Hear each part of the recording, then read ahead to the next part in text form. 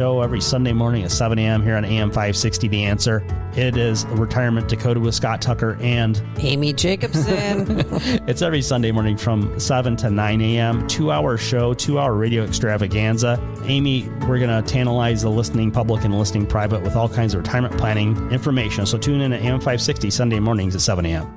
So right now may be the perfect time for you to rethink how you pay for health care. And here's why. This time of year is decision time for a lot of people, but it's also when you can join Medi-Share and save even more than usual. For many families, joining Medi-Share means saving about $500 a month, which is a game changer for a lot of people. More than 1 million people are part of healthcare sharing now because it just makes so much sense right now. And Medi-Share is the gold standard. Members like it a lot. We know this from member surveys. Medi-Share has been around for over 30 years. It is a proven thing.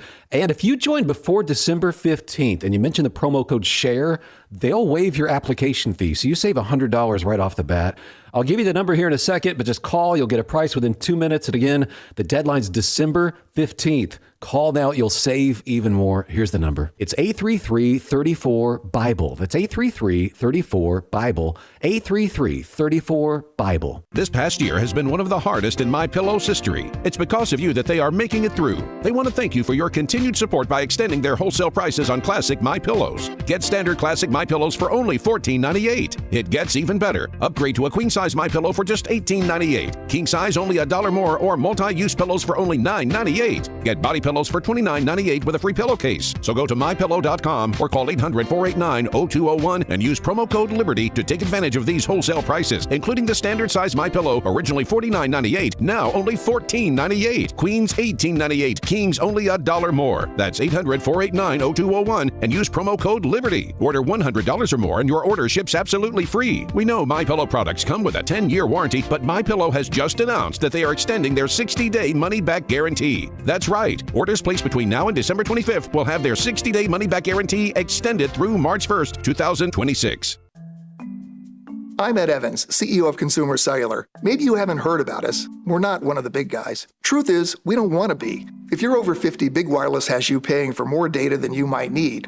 Why? They might want you to cover the costs of younger people who do use all that data. If you're not using the data, you're probably being used. We've heard time and time again that some Big Wireless customers get stuck paying hundreds and even thousands more for years and years because they think it's hard to switch. Not with us. It takes just about 20 minutes and you can change your plan anytime without extra charges. We use the same towers as the big guys, so you'll get the same fast nationwide coverage without the big wireless bill. Our plans start at just $20 a month. And for a limited time, switch and get your second month free. Call 1-888-FREEDOM, visit consumercellular.com or a store near you and get your second month free today. Plans include $5 credit for auto pay and e-billing. See site for additional details. We've all been there. It's the opening night of the school play. Or it's the piano or dance recital. Or maybe it's the Christmas pageant at your church. And everyone's fumbling with their phones, leaning and straining to get the perfect snapshot of that special moment. And too often, the images come out blurry, crooked, or overexposed. For the big events in the life of your church or school, trust Tom Killoran Photography. This locally owned family business can provide the solutions you need for your important event photography. They've worked with dance studios, orchestras, and sports teams to capture those memorable moments that you want to last a lifetime. And they can do the same for you and your organization. Tom Killoran Photography is also the official photographer for AM 560 The Answer. To learn more and to see their portfolio, just visit KilloranPhotography.com. That's KILLORAN Photography.com or call them at 708-361-0025. Tom Killoran Photography, capturing important life moments for over 30 years. The biggest time of the year for stores is during the Christmas season. And if you deal in collector coins, the main source for inventory is from people like you. We want to have our showcases fully stocked before Christmas. Last Christmas, gold was the highest ever recorded in its 5,000-year run. We don't always know if precious metals will go up or down. We're saying that if you don't appreciate that collection Grandpa left, you may want to at least find out what you can get for it. Fox Valley Coins is the trusted place where people come to buy and sell their precious metals, rare coins, and paper money. We're especially interested in purchasing now through the first week of December. And we'll still be buying after we get back from the Christmas break, but we need to purchase now. Fox Valley Coins is located one light north of I-88 on Route 59 on the Naperville-Warrenville border. We'll be closed Christmas Eve through Monday, January 4th, celebrating Jesus' birth with family and for year-end inventory. Merry Christmas from Fox Valley Coins. Family-owned integrity since 1981. FoxValleyCoins.com. Today is Giving Tuesday, and right now, families across Latin America and the Caribbean are facing the unthinkable. Parents who used to scrape together one small meal a day now watch their children cry out in hunger. Young girls walk miles to collect water from muddy puddles shared with animals because there is no other source. This is the perfect storm of poverty, rising food prices, broken infrastructure, and repeated natural disasters. Many families have absolutely nothing left. But here's the hope. Every gift you give by midnight tonight is triple matched with food. That means your generosity goes 3 times as far to provide life-saving food and safe water for children. Just $150 provides food and water for 6 kids. Normally 2. $300 provides for 12. Please, give now. Call 844-862-4673. 844-862-HOPE. 844-862-4673. Or click the blue Give Food, Give Water, Give Life banner at 560theanswer.com. This is Hugh Hewitt for townhall.com. The president has been getting plenty of criticism from sitting members of Congress and a bunch of more purported con law experts on X who worry that the president may escalate to kinetic actions against Maduro, cartels, and other narco states. They argue that President Trump is violating international law, but they do not evidence even a basic understanding of the Article 2 grant of authorities to the president. Constitution doesn't change as presidents leave and arrive. Trump has the same authority as Presidents Washington, Lincoln, FDR, and Ike. Very few ex-experts seem to know of the relevant decisions in U.S. versus Curtiss-Wright Export Corp., the 1936 decision when the Supreme Court held that a, quote, political society cannot endure without a supreme will somewhere. Sovereignty is never held in suspense, close quote. If and when Congress directs the president to stop, then the issue would be joined. Until then, that key precedent from 89 years ago holds. The president has vast power, and he's using it. Signature Bank is Chicago's fastest growing independently owned business bank, a bank where relationships still matter. Signature Bank knows your name and your story. I'm Dan Proft, and I know this because Signature Bank is my business bank. Anthony and John here from Bionic Auto Parts, proud clients of Signature Bank. We deliver high-quality, recycled and remanufactured auto parts to Chicago and Milwaukee. Our mission is simple: provide parts safely, reliably, with great customer satisfaction. We process over 350 vehicles a month. With big banks, everything took forever. Layers of approvals and endless delays. At Signature Bank, one call got it done. Whether it's lending, deposits, or treasury management, they deliver fast. Signature Bank made us feel like family. That's a partnership we deeply appreciate. Signature Bank helps local businesses succeed. Want to learn how Signature Bank can help turn your business vision into reality? Call Signature Bank at 773-467-5600 or visit signaturebank.bank. Member FDIC, Equal Housing Lender. Now, your official weather forecast. Today will feature sunny skies with some areas of low clouds, making it quite cold. It'll be the coldest day since last winter with a high of 24. Tonight, expect partly cloudy skies and cold temperatures with a low of 20. I'm meteorologist Jason Caterina on AM 560, The Answer. Get the latest weather, traffic, and news updates online at 560theanswer.com. Portions of the following show may be pre-recorded. This hourly segment is brought to you by Goldilocks, offering smart security systems to homes and businesses. Call Goldilocks at 708-889-5600. Now, from the Signature Bank Studios. This is Chicago's Morning Answer with Dan Proft on AM 560. The Answer.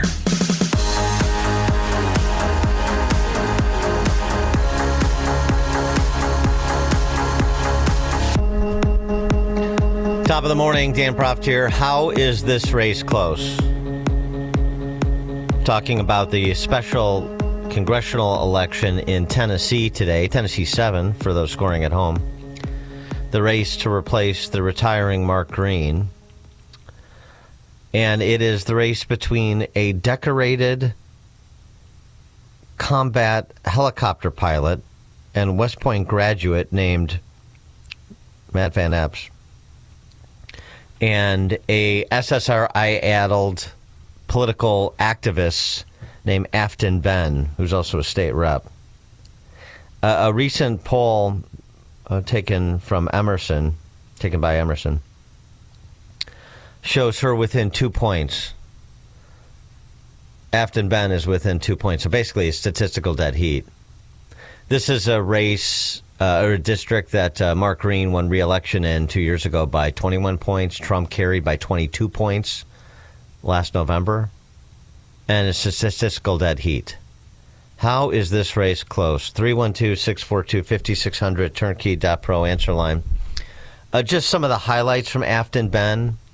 Any one of these statements you would think would be disqualifying, particularly in a district that clearly leans pretty heavily to the right. Any one of them. And despite her poor skills with respect to damage control on previous tweets and previous statements, she continues to double down. She was on CNN with Cassie Hunt the other day and was asked again about whether or not she would support more money for police, because, of course, she is not only somebody who has previously supported defunding police, she is somebody who's previously supported burning police stations down. This is how that went. She's getting better marginally, but, I mean, nowhere near the competency threshold. Crime is, of course, also was a major issue in the presidential election, and I know there are some old posts. You've been asked about those old posts a number of times. My question for you today is whether more money for cops on the streets in the district you hope to represent would help fight crime. Would you like more money for more cops on the streets in your district? So those past comments were at a time when I was a private citizen, as an activist and organizer, and now as a Tennessee lawmaker, I represent 40,000 individual opinions and political thought. Right, so, and so what do you think now? Would more money for cops be good or bad? I think it depends on what the community wants. And so I've worked with communities, at least my constituents, want to ensure that there is investment in their community for community safety, community protection, mental health services. And that's what I'm hearing from at least my constituents. All right, fair enough. Is it fair enough, Cassie? Text from 847. How is this race so close? Abortion. I don't think so. No, I don't think so. The previous candidates who ran against Mark Green were also pro-abortion. The presidential candidate for her party, Kamala Harris, you remembered, was pro-abortion. Trump won by 22. Mark Green won by 21 most recently. Safe Republican seat. Until now. Something else. I know that's the reflexive concern, but there's another dynamic at play, or multiple dynamics at play. I mean, on her previous defund the police and burn down their stations positions. Representative, in 2020, you made some tweets that have since been deleted that were very critical of police. You said in those since deleted tweets that the Metropolitan Nashville Police Department should be dissolved. Another cheered on a teachers union saying that defund the police should be a requirement for schools reopening. And another saying good morning, especially to the 54% of Americans that believe burning down a police station is justified. 2020 was obviously a very fraught year. Do you still stand by those comments? And if not, is there anything you want to clarify? I'm not going to engage in cable news talking points, but what I will say is that our communities need solutions. We need local people deciding, solving local problems with local solutions, and that's not the overreach of a federal government or state government of which we are dealing with in Nashville and our cities across the state of Tennessee. So you don't want to clarify whether you still believe that the police should be defunded? Once again, I don't remember these tweets, but what I'm saying is that I'm not asking you if you remember. What is your position today? How's that on this issue? I mean, I'm here to talk about my race, which is in literally 9 days. Yeah. Who can remember the things you said 5 years ago? Fraught times in 2020. That's a Washington Post op-ed writer, Catherine Rampell, that was questioning her. Not exactly a right-wing extremist Okay. Who can remember? I was a silly kid back then. She doesn't even do that. Local solutions. We need local people with local solutions for local problems. Yeah, exactly. We don't need any federal money. We can burn down our own police stations in Nashville. Do it ourselves. It's really remarkable. In addition to those statements, this may be my favorite, where she concedes she's under psychiatric care, which she certainly should be, and goes off on this. I mean, remember, a district that Mark Green won by 21 points, that Donald Trump won by 22 points. My therapist always asks me to transcribe my dreams when they happen. And the recurring dream I've had is standing up in a cafeteria full of women. I don't know why I was there or whatever.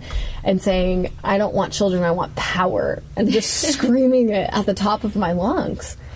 And for someone who grew up with my mother telling me never have kids because you'll have to give up a lot. You'll have to sacrifice professionally, which is what she was saying. And where I am now with seeing the consequences and the ramifications of women having kids and being in the political field and what they're able to achieve, because we don't offer, it's like the political field hasn't met the challenge of working moms. They really haven't. But also the deeply patriarchal structures that these women are involved with because they've chosen marriage and they've chosen to raise children. And I think in the South it's incredibly difficult to shake those, especially if you've grown up here and that's all you've been told is the definition of success. The metric of success is how many kids you have, the bigger the square footage of your house, and where your kids go to school.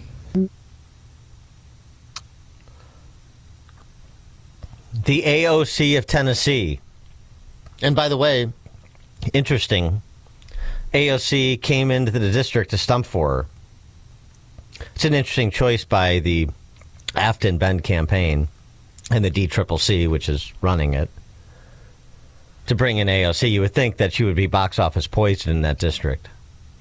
But I think that's one of the dynamics at play that's much talked about here, but underappreciated generally. Corey Woodlawn, you're on Chicago's Morning Answer.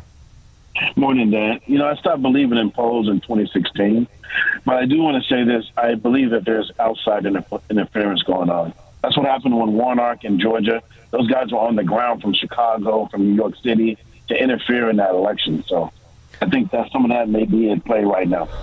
Well, thanks for the call, Corey. Well, there's no question. I mean, money is coming from around the country. I'm sure personnel is as well because, there's not much else going on. This is a special election. So all eyes are focused here. The world is watching. That's what Trump had to say. Mike Johnson was in district doing a rally for Matt Van Epps, and he had Trump by cell phone. And this is what Trump had to say via cell phone to the assembled Matt Van Epps supporters. I just want to thank everybody. I love Tennessee, one of my all-time favorite places. And Tennessee, I guess, loves me because we won by the biggest margins anybody's ever won by, so that's cool. But if you can go Matt Van Epps, he's a winner. He's going to be great. Don't let this stuff fool you. The Democrats are spending a fortune. And we don't want people that want to raise your taxes. She wants to raise your taxes on top of everything else. But she said two things above all else that bothered me. Number one, she hates Christianity. Number two, she hates country music. How the hell can you elect a person like that? So I just want to give my total support, and he's had it right from the beginning, to Matt Van Epps. He's going to be a fantastic congressman. He's going to represent you so well. Bill McGurn in the Washington Post has a comment on why he believes this race is close. 2 points he makes. First, taking a page from Mikey Sherrill in New Jersey. Ben is making her campaign all about affordability. Never mind that most of the policies she favors would make life less affordable. The same Emerson poll that showed Ben within 2 points of Van Epps shows that the top two issues in Tennessee's 7th are the economy, 38%, housing affordability, 15%. Second point Bill McGurn makes, Ben's affordability message seems to be trumping the effect of her kookier statements because she is filling a vacuum left by the White House, which remains quiet on an agenda to lower costs. Take healthcare. Republicans still don't have a coherent plan to fix Obamacare and use markets to give people more say over their health decisions. Until the GOP rolls out some actual ideas, it will be vulnerable to the affordability message.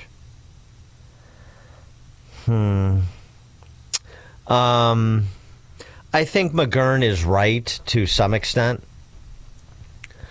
That right now, not on the merits, but on the marketing, the left is winning the quote-unquote affordability argument. Now, of course, the affordability argument is most salient in areas that you have some big blue governance. And the 7th does. Nashville. That's a blue city. Tennessee's a red state, but that's a blue city.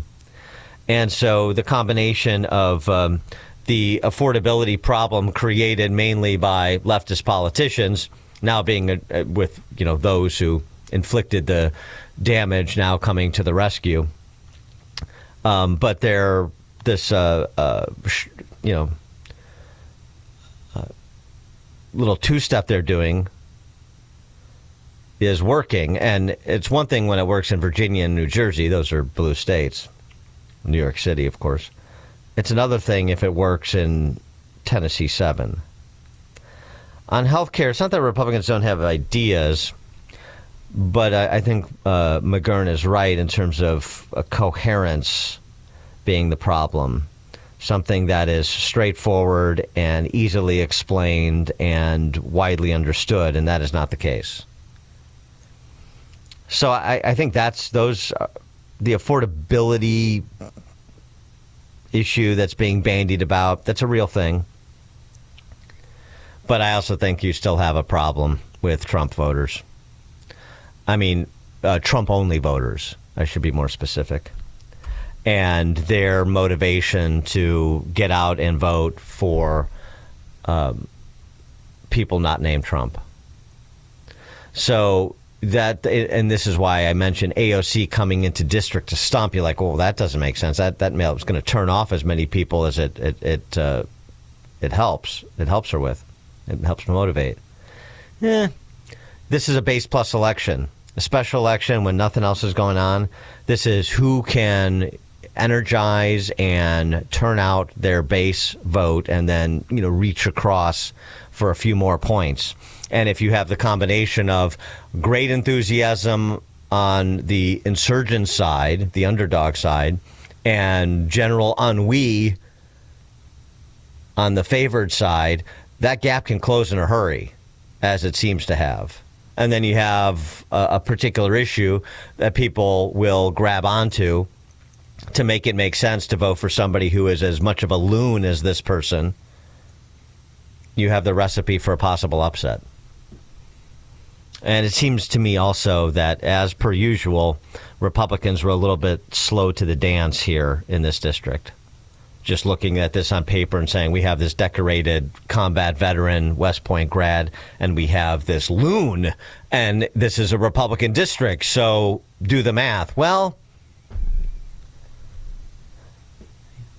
the math is dynamic. Coming up, by the way, text from 219, playing all of her previous statements sounds to me like another reason why Dan Proft is single. There's no question. The statement that her dream to her therapist alone, good God. Coming up at 5:38, we'll turn our attention to an affordability issue here locally. Property taxes, there's more of that bubbling revolt manifesting itself. That's 5:38. Now we check the headlines. Good morning. It is 23 degrees here in Chicago on AM 560 The Answer. I'm Stace Keene in the AM 560 newsroom. Chicago's winter parking ban is underway. Something more than 200 people found out yesterday morning the hard way. Residents woke to find their cars had been towed or ticketed after they failed to heed the signs where those parking bans were in effect. Officials say the areas covered under the ban are clearly marked. The winter parking ban prohibits parking on some streets from 3 a.m. until 7 a.m. 7 days a week until April 1st. In addition to those signs, other areas also prohibit parking on the street when there's more than 2 inches of snow.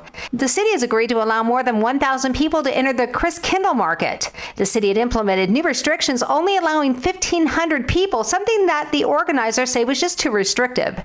Organizers say that the vendors are asking for 3,500 people to be allowed at a time, noting that the current restrictions are less than what was allowable during COVID restrictions. This report is sponsored by Blindster.com. There's never been a better time to buy blinds. Save up to 50% site-wide during Blindster.com's Cyber Week sale going on now. Their blinds are custom-made and guaranteed to fit. Skip the big box stores and order online for less. The sale ends soon, so go to Blindster.com today. Chicago's Morning Answer continues next. But now Larry Elder sees another paranoia. There was a CNN report about the 2020 election.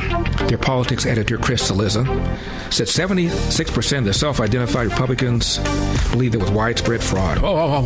However, 78% of Democrats feel the same way about the election that Trump won. But nobody calls them election deniers. The Larry Elder Show, weeknights at 8, right before Sean Hannity at 10 on AM 560. The Answer. Raj Shah, host of Unleash Your Wealth. You know, there are a lot of clients and people coming in from the radio into our office saying, I don't want to lose any money. I need to protect the money I have saved over the last 20 or 30 years, where you have strategies where you can structure an income stream where it has an inflation protection so that as inflation, if it continues to go up, your income will go up. Unleash Your Wealth, Saturday at 7 a.m. and 2 p.m. on AM 560, The Answer. Are you a small business with just a couple of computers? Or maybe 50? Then listen up, because your business deserves the same protection and support the big guys get. Small businesses are the backbone of our country, and they're often overlooked. Not with Turnkey. We're entirely focused on the small business community. For 30 years, our multi-generational family-run IT company has been the trusted technical partner for small businesses just like yours. We're not some giant, monolithic, faceless corporation. We're local, we're personal, and we're passionate about helping small businesses thrive. From advanced backup, antivirus, and anti-ransomware to help desk support that actually helps, we've got your back. And right now, we're offering new customers a powerful firewall router, a local and cloud backup device, plus your first month of service absolutely free. Because at our core, we believe small businesses deserve big protection. At Turnkey, we're champions of small business. So visit us at turnkey.pro. That's turnkey.pro. Fearless conversations and sharp analysis of the stories that matter. It's the Aaron Mullins Show, now available on the Salem Podcast Network. I do find it a little bit off-putting when someone has a history of calling others out for being complicit via their silence to then occupy that space themselves. The hypocrisy is the issue I have. The Aaron Mullins Show on the Salem Podcast Network. Subscribe today on Apple, Spotify, YouTube, or at SalemPodcastNetwork.com. Check off the wish list with instant savings and free battery offers on select Steel tools. Shop online or in store. Now, your official weather forecast. Today will bring sunshine along with some areas of low clouds, making it quite cold. It'll be the coldest day since last winter with a high of 24. Tonight, expect partly cloudy skies and cold temperatures dropping to a low of 20. I'm meteorologist Jason Caterina on AM 560, The Answer. Get the latest weather, traffic, and news updates online at 560theanswer.com. Now, from the Signature Bank Studios. If you're looking for the latest news, insight into what it means, and the sharpest opinion, there's only one station in Chicago where you can turn, and it's this one. We're AM 560, The Answer.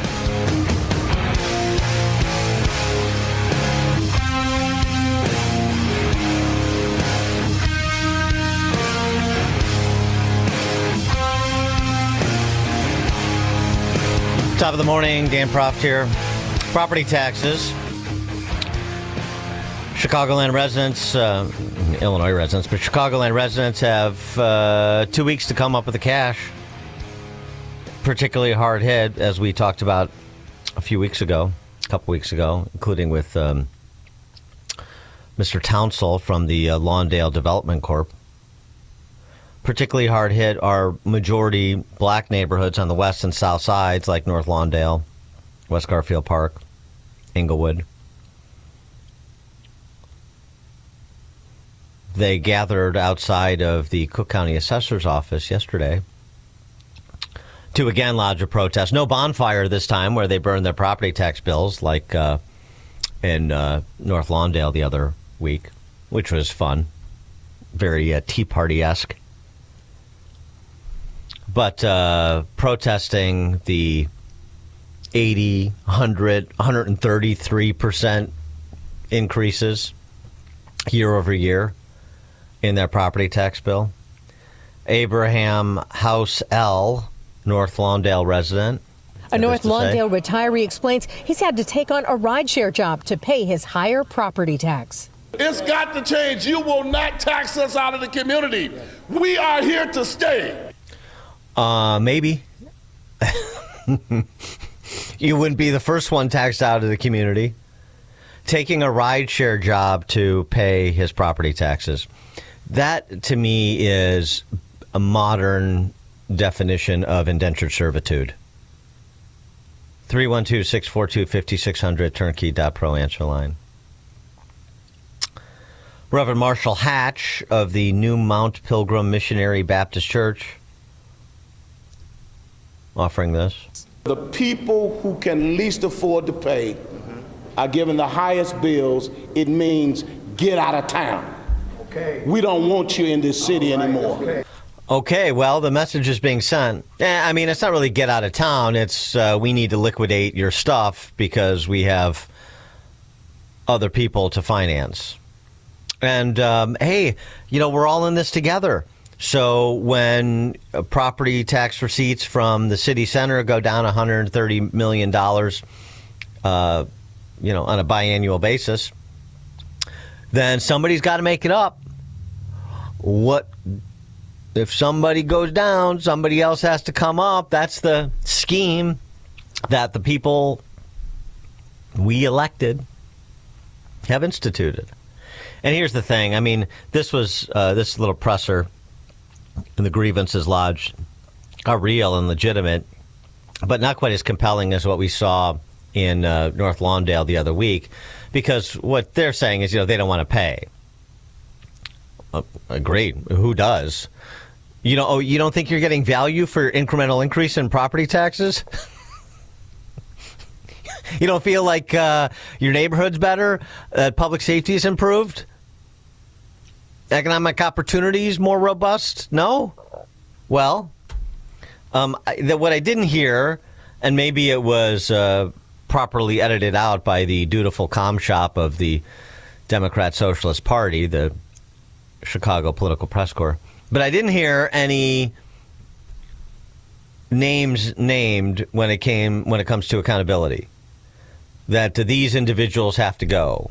That this is the product of a scam system set up by a bunch of Democrats, property tax appeals attorneys, some of whom are in jail now, the rest of whom should be.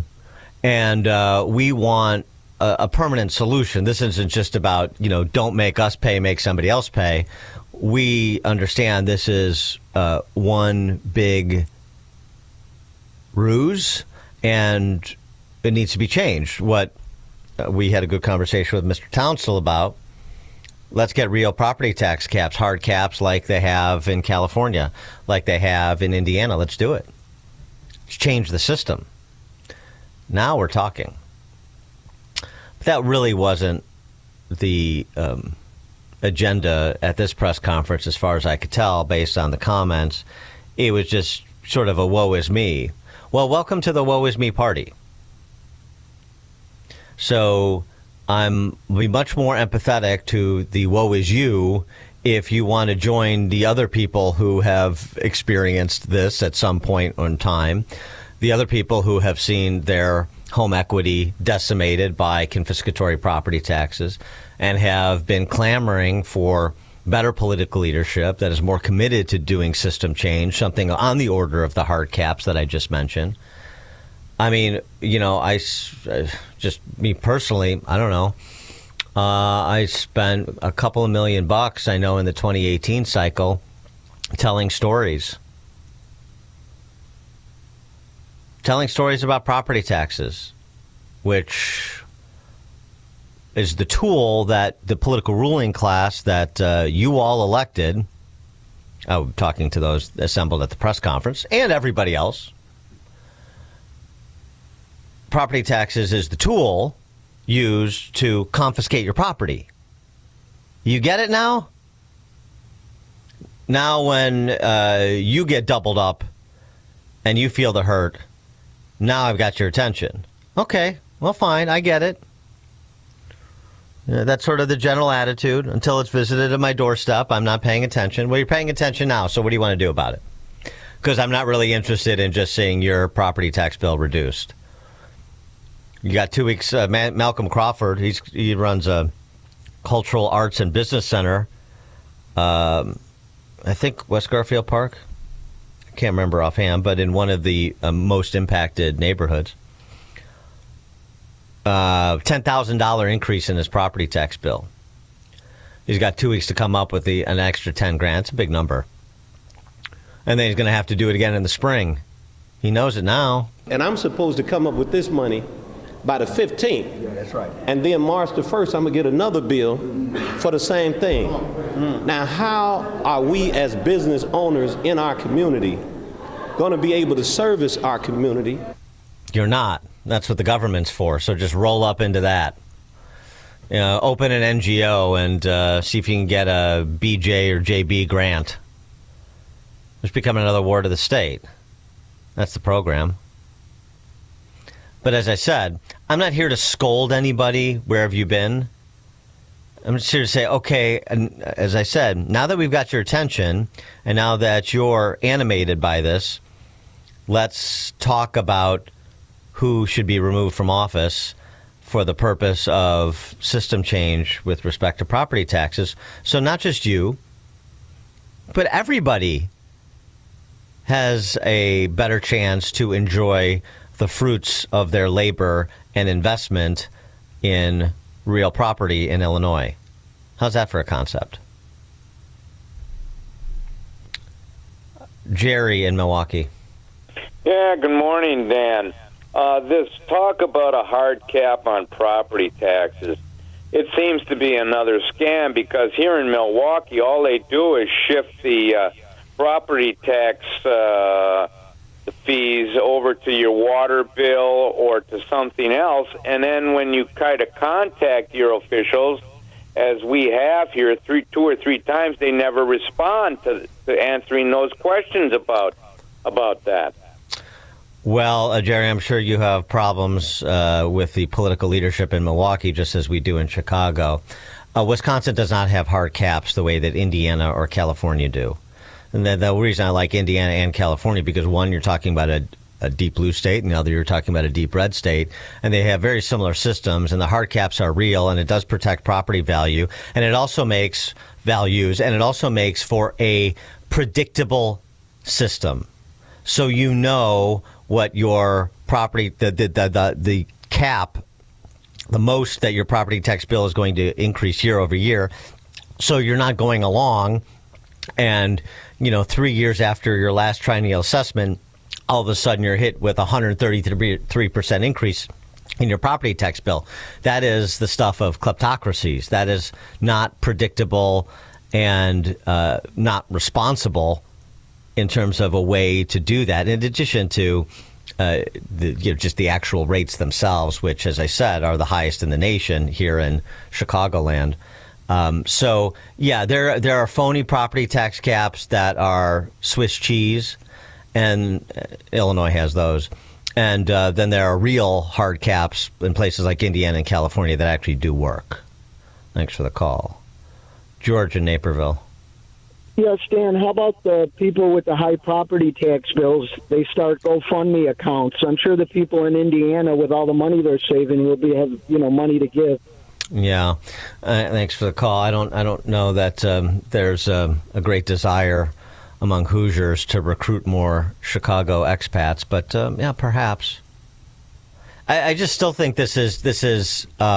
You want to talk about the quote unquote affordability issue, as we were just discussing in the context of that special election in Tennessee. You want to give some form to a position in that discussion in a state like Illinois, where you have terrible governance at the city and state level. I mean, that issue, can I afford the quality of life I desire? And the answer by wide swaths of the Illinois electorate is no. That's an opportunity. And just because people haven't paid attention, these many years that we have discussed this, doesn't mean that they never will.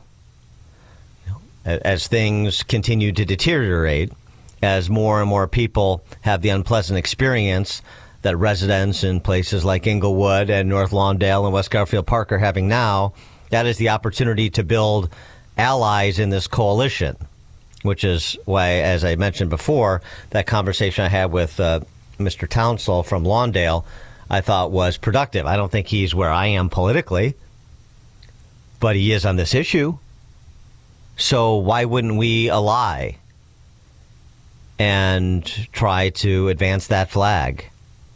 I mean, those are the sorts of coalitions that actually do strike fear in the heart of these political ruling class hacks that are destroying people's economic futures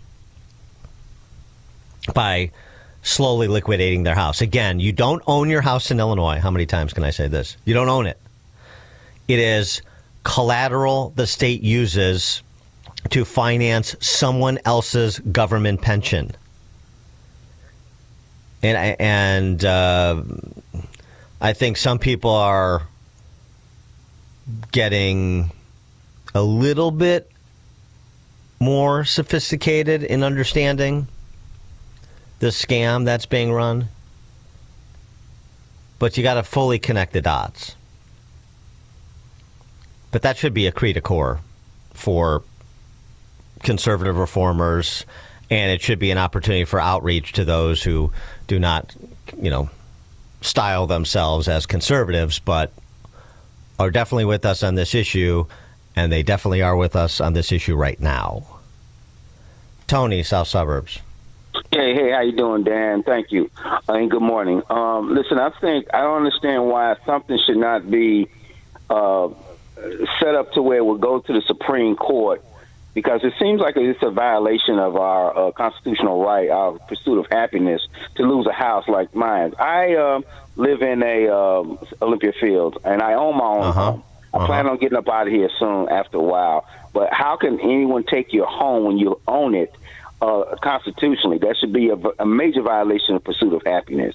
I don't understand it, and it should always be passed down to an heir unless you designate otherwise through a will or a trust or something. That makes no sense. I mean, I just don't understand how they can use the taxes as a vehicle to take your home. That should be a major violation of the Constitution. Don't you agree? I do agree, Tony. What I consider it is it's a taking. It's an unconstitutional taking. Like you say, you own your home in Olympia Fields, and property taxes go up at a 45-degree angle, and at some point, number one, the value is stripped out of your home, and then number two, you can't keep up with the overhead to especially when people retire, even with senior circuit breaker and all that, you still can't keep up with the overhead required to maintain ownership, and then the state's going to come in and take it because you're delinquent on property taxes, for example. I completely agree. I think it's an unconstitutional taking. It would be the same thing if they eminent domained your house formally without compensation. That's right. That's the way I look at it. Yeah, and then one other thing, and then they, and it should be done all over the country, and not to mention the fact that, I mean, they just assessed our HOA a year ago to go up even higher. And check this out, they even have it in the bylaws that they can take your house from your damn HOA, which makes no sense. I'm just baffled as to the scheming, the Ponzi scheme that they have in place all over, especially in Illinois, where they can take what's yours constitutionally. That makes how do they even get away with something like that? Right. Thanks for the call, Tony. Well, this is, like I said, I mean, that's a good example of what I'm talking about. This is a moment, perhaps. It should at least be, the attempt should be made to turn it into a moment at minimum. Russ in Des Plaines. Yeah, it's 2%, period. Whatever your house is worth, it's 2%, and that's it. And that's a fair tax. Well, actually, the national average is more like 1%. So I think a 2% is too high. It's about 100% too high. 2% here, 2% is good compared to what they're charging us. Well, that's true. Thanks for the call, Russ. But I have grander dreams than just reducing confiscatory to being slightly less confiscatory. I mean, why can't Illinois align with the national average? Why should our property taxes be any higher in Illinois than, say, in states that don't even have a state income tax like Texas or Florida or Tennessee? You know, let's put a marker down that's a little bit more aggressive and work towards that. But I mean, the cap, you know, 1, 2, 3, 1% on homesteaded, 2% on other residential property, 3% on commercial, like Indiana does. I like that. Hard caps, predictability.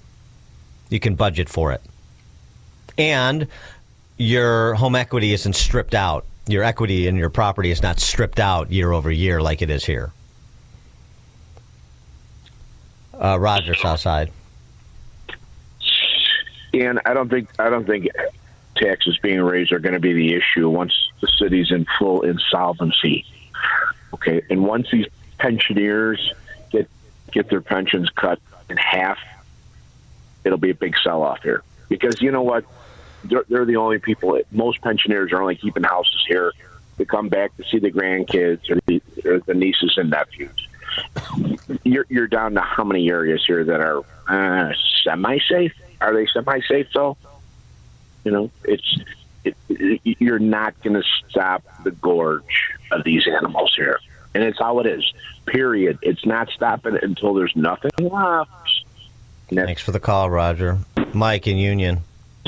And the reason why they're doing all this is because people keep voting for them on social economic issues and Marxist ideas of, you know, abortion and schooling and down with the rich guy. This is why it happens. It's a total setup, and everybody falls for it. And your tax is just a result of all these tear-jerking, heart-wrenching ideas that they play up in the media. Dan, keep preaching, brother. Thanks, Mike. Dan Propp, Chicago's Morning Answer.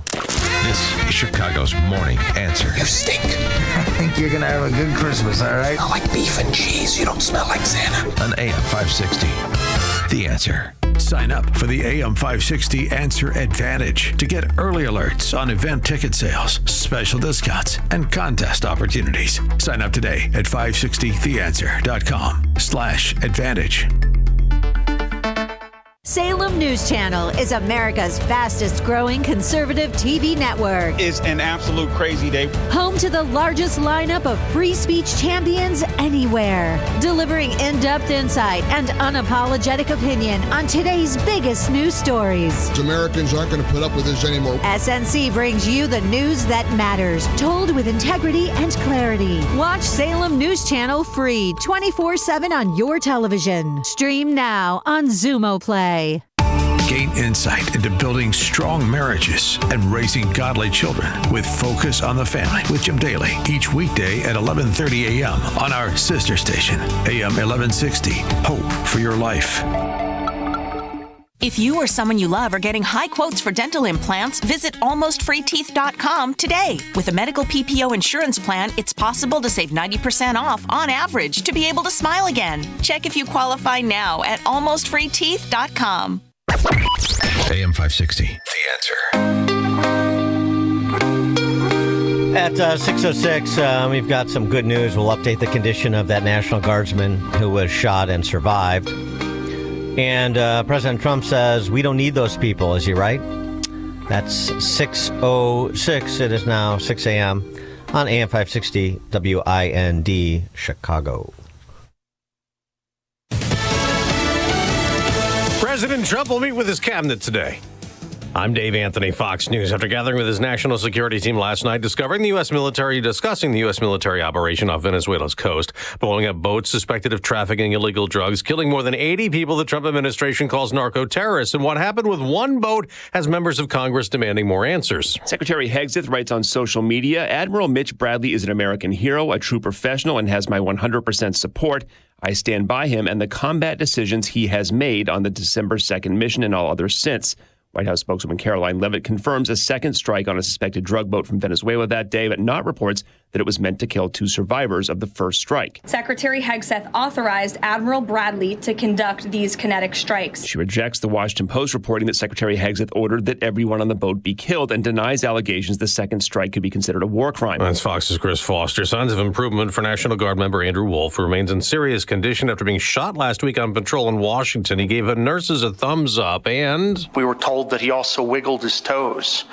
So we take that as a positive sign. West Virginia Governor Patrick Morrisey, the other Guard member shot, died on Thanksgiving. The suspected gunman is an Afghan national still hospitalized after being shot and returned fire. The polls will open later this morning in Tennessee for a special election to fill a vacant seat in Congress. I'm going into election night with an open heart and, hoping the hard work pays off. That's Democrat Afton Bain, hoping to pull off an upset in a House district President Trump won by 22% last year. A Republican challenger, Matt Van Epps, just told Fox. She's been endorsed by the Democratic Socialists of America. She supported Mamdani in New York City. And these are policies that will skyrocket our cost of living and will not be good for Tennessee or for America. Well, this will be a wintry day from Indiana to North Carolina up to New England. Some areas could get close to a foot of snow. America's listening to Fox News.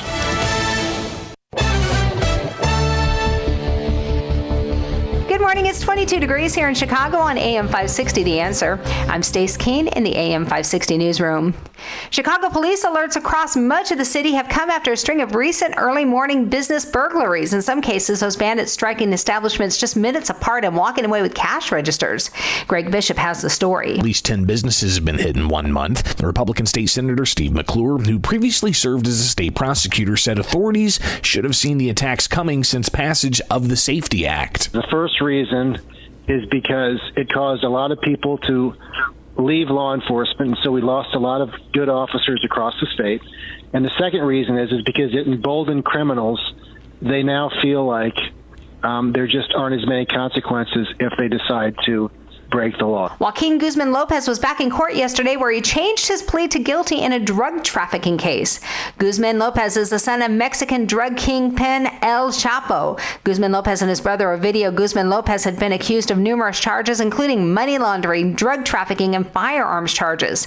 As part of this plea, Guzman Lopez admits to helping oversee the production and smuggling of large quantities of cocaine, heroin, methamphetamine, marijuana, and fentanyl into the U.S. The brothers reportedly took over the cartel after their father was arrested back in 2019. And police are asking for your help in locating a driver who hit and killed a bicyclist in Joliet. According to reports, 25-year-old Deavion Smith was riding his bike on State Route 53 near Thiel Road on the evening of November 24th when he was struck by a vehicle. Anyone with information is asked to contact state police at 815-221-2709. This report is a service of AlmostFreeTeeth.com. Big savings on full mouth dental implants are here at AlmostFreeTeeth.com. Medical insurance can make what used to cost a fortune surprisingly affordable. Don't wait. Take the 60-second quiz to see if you qualify at AlmostFreeTeeth.com. A check of the roads is coming up in 2 minutes on AM 560, The Answer. Would you like to have your mortgage or rent paid for all of 2026? That sounds like a Christmas miracle, doesn't it? This is what Christmas is all about. Yeah, well, that's exactly what AM 560 The Answer wants to do for you. Go to 560theanswer.com/miracle to enter our Christmas Mortgage Miracle Contest. Enter once per day, every day, between now and December 20th. You can have your rent or mortgage paid for all of next year. It's a Christmas miracle. Nice. Go to 560theanswer.com/miracle. We all hear the radio ads about the IRS. They tell you to be afraid, to be scared, and they try to frighten you into calling. I'm not here to do that. Tax Relief Advocates is different. TRA is here to tell you that if you owe money to the IRS, whether it's $5,000, $50,000, or $500,000, we have a solution. It doesn't matter if you're sitting in your car, at work, or with your kids. No matter where you are, call now. 800-575-6745. Don't lose hope. TRA can eliminate or reduce what you owe to the IRS. Generous programs are now available that can give you a fresh start. Our passion is taxes and helping individuals fix their IRS problems. We have over 1,000 5-star reviews on Google and an A+ with the Better Business Bureau. You don't need to be afraid of the IRS any longer. End your tax nightmare today by visiting us online at TRA.com or call 800-575-6745. That's 800-575-6745. Tax Relief Advocates. Real solutions for real people. So Pure Talk is offering unlimited talk, text, and data on a crazy fast 5G network for just $29.95 a month for life. Not your phone's life, your life. This top-tier plan is normally $65 a month, but if you switch today, you'll save over 50% every month for the rest of your life. You might say it's the deal of your lifetime. Just dial pound 250, say micro. Offer expires 12/7. Some restrictions apply. Details at puretalk.com. An official message from Medicare. Medicare plans change from one year to the next. And this year, it's important for you to review your current coverage and compare all your options during Medicare open enrollment. Compare health plans, drug coverage, and costs. See if you can save some money, and don't forget to make sure your drugs are covered. Open enrollment ends December 7th. Visit Medicare.gov or call 1-800-MEDICARE. Paid for by the U.S. Department of Health and Human Services. If you're looking for a watch that makes a statement, Roland's Jewelers in downtown Libertyville has the perfect timepiece for you. Hi, it's Mike Gallagher. Roland's carries my favorite watch brand, Tag Heuer. Tag Heuer is all about precision with a sleek, bold style. And I've got a Tag Heuer watch from my friends at Roland's Jewelers. I love it. They've got a great selection of other fashion-forward watch brands like Bell & Ross, Movado, Tissot, and Michelle, or consider Roland's iconic collection of pre-owned Rolexes. Let Roland's watch specialists help you find the perfect timepiece that fits your style and have their terrific experts show you the Tag Heuer watch that I bought from Roland's. Ask for it by name. Tell them it's Mike Gallagher's watch. Visit Roland's Jewelers in downtown Libertyville or RolandsJewelers.com. That's Roland's, ROLLANDS, RolandsJewelers.com, or call them 847-918-7300. 847-918-7300. Roland's Jewelers, a family-owned jeweler you can trust, just like I do.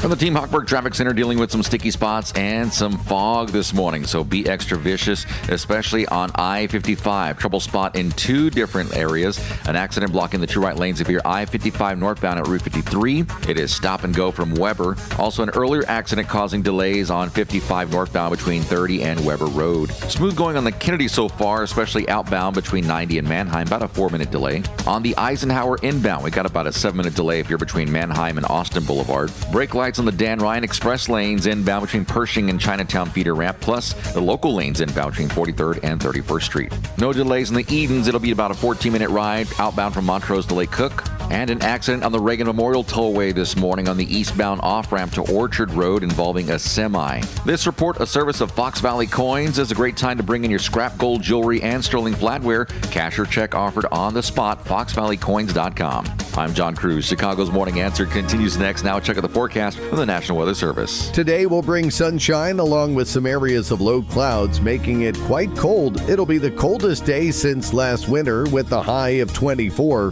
Tonight, expect partly cloudy skies and cold temperatures dropping to a low of 20. I'm meteorologist Jason Caterina on AM 560, The Answer. Get the latest weather, traffic, and news updates online at 560theanswer.com. Now, from the Signature Bank Studios. This is Chicago's Morning Answer with Dan Proft on AM 560. The Answer.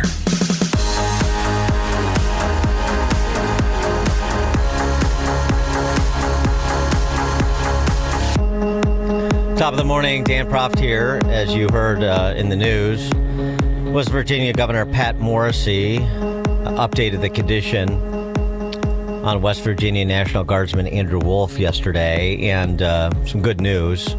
Sounds like he's on his way to recovery. That's certainly what we hope. Is that Andrew remains in serious condition. We did have some positive news that we were told that Andrew was asked if he could hear the nurse who asked the question to give a thumbs up, and he did respond. And we were told that he also wiggled his toes. So we take that as a positive sign. I'm not here to speculate, but I will say one thing, that Melody, the mom, has been so positive a force, and she's been asking people across the country to pray for her son, and those prayers are working. So, all right, well, so keep them up. And a related story, of course, is the reaction to the shootings of the two National Guardsmen. Sarah Beckstrom, unfortunately, did not survive.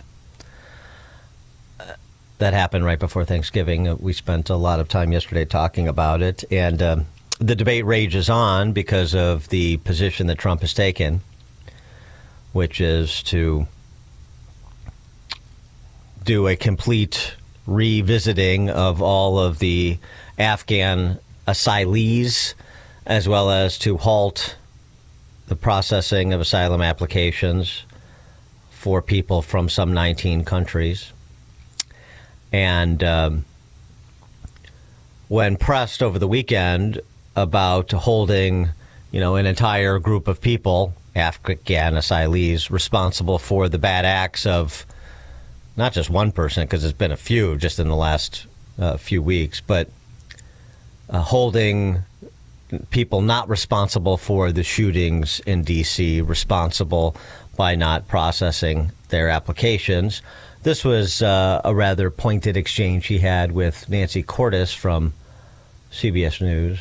Something happened soon. Your DOJ IG just reported this year that there was thorough vetting by DHS and by the FBI of these Afghans who were brought into the U.S. So why do you blame the Biden administration for what this man did? Are you stupid? Are you a stupid person? Because they came on a plane along with thousands of other people that shouldn't be here, and you're just asking questions because you're a stupid person. And there's a law passed that it's almost impossible not to get them out. You can't get them out once they come in. And they came in, and they were unvetted, they were unchecked, there were many of them, and they came in on big planes, and it was disgraceful. And if you look, you'll see there was a law passed. It makes it almost impossible not to let them in, not to certify them, so to speak, once they come in. And they came in, and they shouldn't have come in. And frankly, the whole thing was a mess. The whole Afghanistan situation was a mess. It should have never. 312-642-5600, turnkey.pro answer line. He went on to address the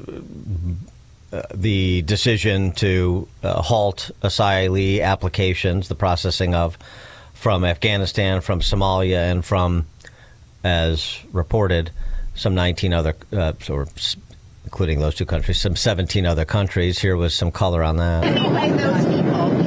The people from different countries that are not friendly to us, and countries that are out of control themselves. Countries like Somalia that have virtually no government, no military, no police. All they do is go around killing each other. Then they come into our country and tell us how to run our country. We don't want them. What are you talking about? You got to talk up. She said how many countries? Is there a list? Well, I guess we gave you 19, right? And it's probably more than that. Is that what you mean when you mean third world countries, those 19? No, I don't think they're all third world, but in many cases they are third world. They're not good countries. They're very crime-ridden countries. They're countries that don't do a good job. They're countries that don't register from the standpoint of success. their people coming into our country telling us what to do. And you talk about I'm talking about like Somalia, where you have a congressman goes around telling everybody about our Constitution, and yet she supposedly came into our country by marrying her brother. Well, if that's true, she shouldn't be a congressman, and we should throw her the hell out of our country. 312-642-5600, turnkey.pro answer line. By the way, in terms of calling Nancy Cordes stupid, just remember that the truth is an absolute defense to defamation. The additional point, though, we don't need these people. These countries that, are beset by warlordocracy like Somalia has been for some time. Is that the position? Is that the proper position to take? No, again, you have to look at all of the contextual issues here, including what Kristi Noem reported over the weekend, that the Trump administration inherited from Biden a 1.5 million asylee application backlog that they're trying to process. And now add in the reprocessing or reexamination, the revetting, if you will, that they're allegedly going to do with respect to some 70,000 plus Afghan asylees who are granted categorical parole under the Operation Allies program. This is complicated. Or not. One way to make it a lot less complicated, to uncomplicate things, is to take a hardline position that for an indeterminate period of time,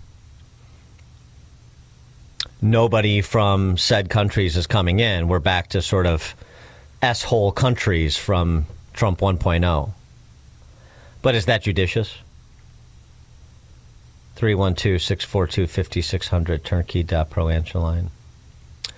Or is this sentiment as expressed by Sarah Jama? Sarah Jama is a she's of Somali extraction. I don't know if she's a citizen, but as we talked with John Hindraker, Powerline blog, he's up there in Minnesota. We talked to him yesterday. Most of the Somalis in Minneapolis are citizens now. That's what Hindraker relayed to us. In fact, Trump rescinding temporary protected status for Somalis only affects a few hundred, maybe just a few dozen in Minneapolis and Minnesota, and maybe just a few hundred nationally. So it's not hugely impactful.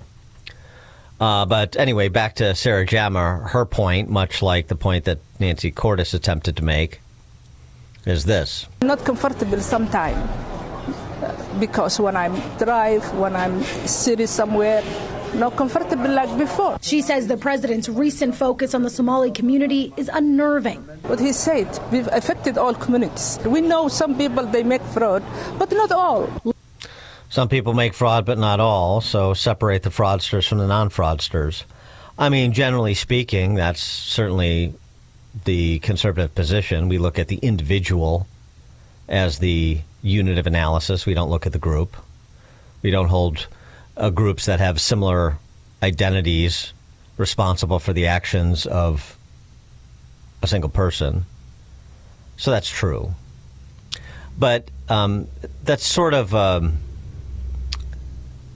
red herring here. We're not really talking about holding people accountable for the actions of others, people that are innocent. We're not holding all Afghan asylees responsible for the shooting of those two National Guardsmen. We're not doing that. So it's a position in search of an argument. What we're talking about is we have a system where we didn't, or perhaps we can't properly vet people that don't come to the table with a substantial definable and discoverable backgrounds such that we can make an intelligent assessment. And it's also painstaking. I mean, if you really want to get into it, we have to be able to vet people sort of, psychologically. Is this somebody that's coming to this country because they want to build a better life for themselves, because in addition to fleeing political or religious persecution, because that's the basis for an asylum grant, and also that wants to embrace America? Ultimately, they want to become a citizen. They want to pledge allegiance to this country. They want to call this country home and treat it like their home. And those are sort of case-by-case assessments, it seems to me. It's difficult to make those determinations strictly looking at the paperwork, to the extent that the paperwork is discoverable, as I said. Because here's what we don't want. I'll give you an example. This woman that appeared on this sort of lowbrow but popular podcast called Whatever. She is Colombian. She's of Colombian extraction. She is now an American citizen. She's been here 10 years, we learned from the host during this exchange. And this is her position on America vis-a-vis her country of origin, Colombia. Let's say the United States went to war with Colombia. Who do you side with? Colombia. Get the out of our country. Holy Why do you side with Colombia? Because I'm from Colombia. You've lived here for 10 years and you're now a citizen. Okay, still that doesn't mean I'm not gonna side with you have the country. Okay, I'm looking this up. Yes, becoming a citizen requires taking the oath of allegiance. By taking the oath, you pledge to renounce any foreign allegiance, support and defend the U.S. Constitution and laws, and perform service to the country when required by law. You do not become a citizen until you have completed the oath ceremony and received your certificate of naturalization. Did you receive your certificate of naturalization? Yes. Did you complete the oath ceremony? Yes. So you're a liar? Do you remember this? Yeah. Here, read that again. I do solemnly swear that I absolutely and entirely renounce and abjure, I don't even know what the that means, all allegiance, Colombia, and fidelity to any foreign prince or what the potentate? Is that a fucking fruit? What the is that? It's like a pomegranate and a fucking potato. State or sovereignty. Did you say that? Yeah. So you didn't? You lied to get into the United States, bruv. I didn't lie. You have allegiance to Colombia. It's not allegiance. Originally, you said Colombia. Yeah. Yeah. Yeah, we'll stick to that answer. Yeah, you have to wade through the grade school antics a bit, but that's the same thing with our politics. But that doesn't work. That attitude exhibited by that young woman, that doesn't work. By the way, she had a lot of face tattoos too. Another tip-off. That should be disqualifying for citizenry or citizenship. Disqualifying in our citizenry generally.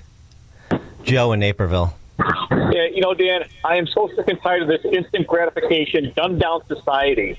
Trump gets in office, and do people think within months he's supposed to turn this Titanic piece of crap that Biden made?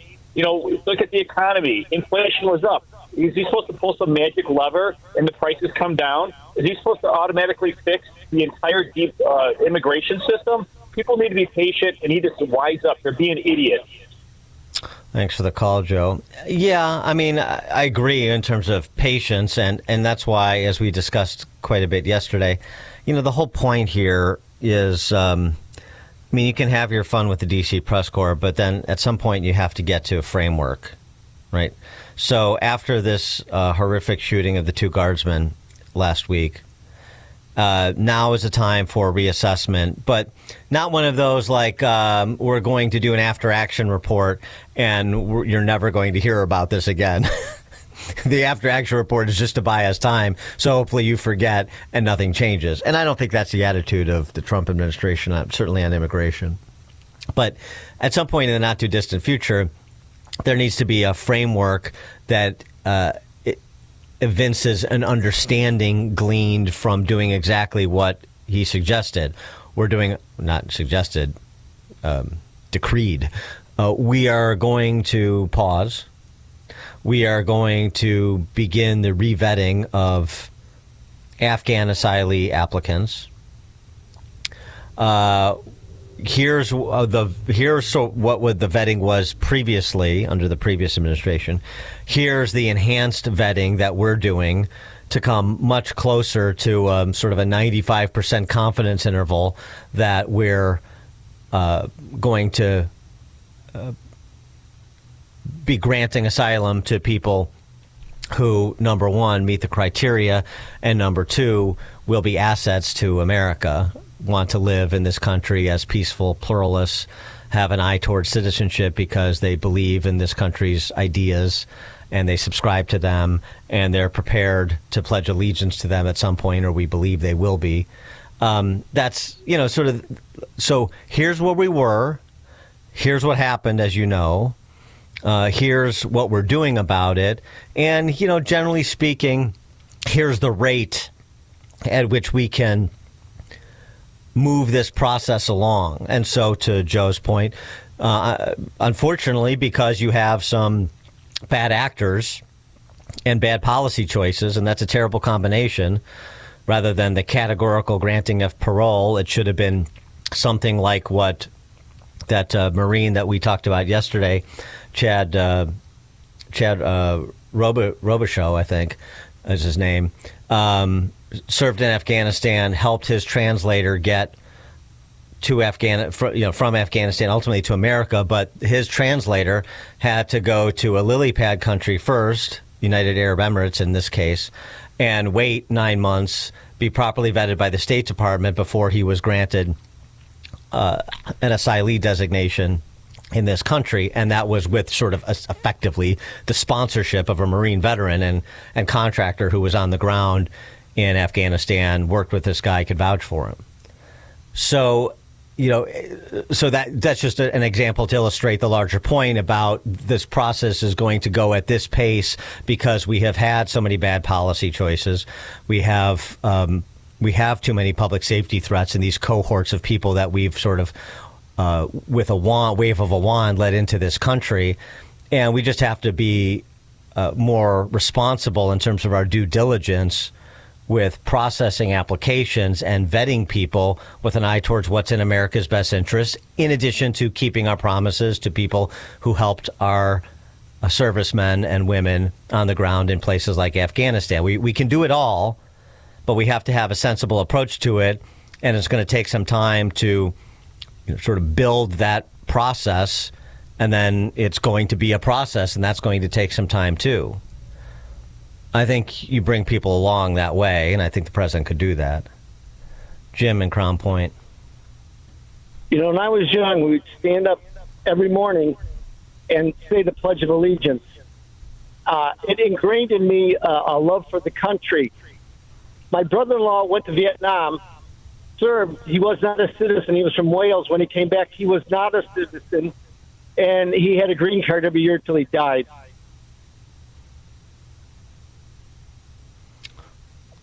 Okay, thanks for the call, Jim. Appreciate it. Well, and that's the other thing, too, is part of this discussion. Kristi Noem mentioned Meet the Press, that asylees supposed to do an annual check-in. And so is that happening? What is that process like? Do we have personnel to process all of those who have been granted asylum, in terms of their annual check-ins on a real-time basis that makes sure people aren't falling through the cracks? Because, again, we don't have all the backstory on this guy from Washington State who drove across, and father of five, who drove across the country to open fire on National Guardsmen. But Kristi Noem said that he was radicalized here, and maybe from relationships he developed within the Afghan asylee community in that Washington suburb in which he and his family resided. So those check-ins need to be more than just sort of rubber stamping. too. So, all of these discussions, and you have to address some of the concerns that have been expressed by everyone from Tom Homan to Jim Comey, that in some of these countries that are on the list, maybe most of them, maybe all of them, that vetting is very difficult because it's easy to walk away from your identity if your identity is it has derogatory information, as they say, is associated with derogatory information in your country of origin.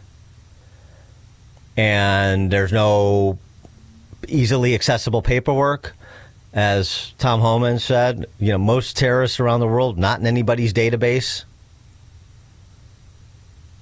Are we getting cooperation from authorities in these various countries with respect to their nationals wanting to seek asylum here? I mean, those are all like real questions that need considered answers. And if that means we have to pause and get to a place where we have thoroughly vetted those questions and we have answers that are responsible and can inspire some confidence in the system going forward, then that's what we should do. There are just too many holes and too many unanswered questions, too many vulnerabilities in the system the way it's set up now. And that's no good for anybody. Jose, Northside. Hello, Dan. Thanks for taking my call. Just want to say that I'm an American citizen. I came to this great country in 1969 from Cuba, and there's a legion of Cuban Americans that love this country. We were thankful for the government to give us an opportunity to come here, and all we've done is assimilate it, work hard, and if I had a choice between Cuba, as much as I love my motherland, I choose America. This is my country. God bless America. Thank you. There you go, Jose. Thanks for the call. We're happy to have you. And I'm happy that America is happy to have me. Well, some people are. Verlon in Michigan.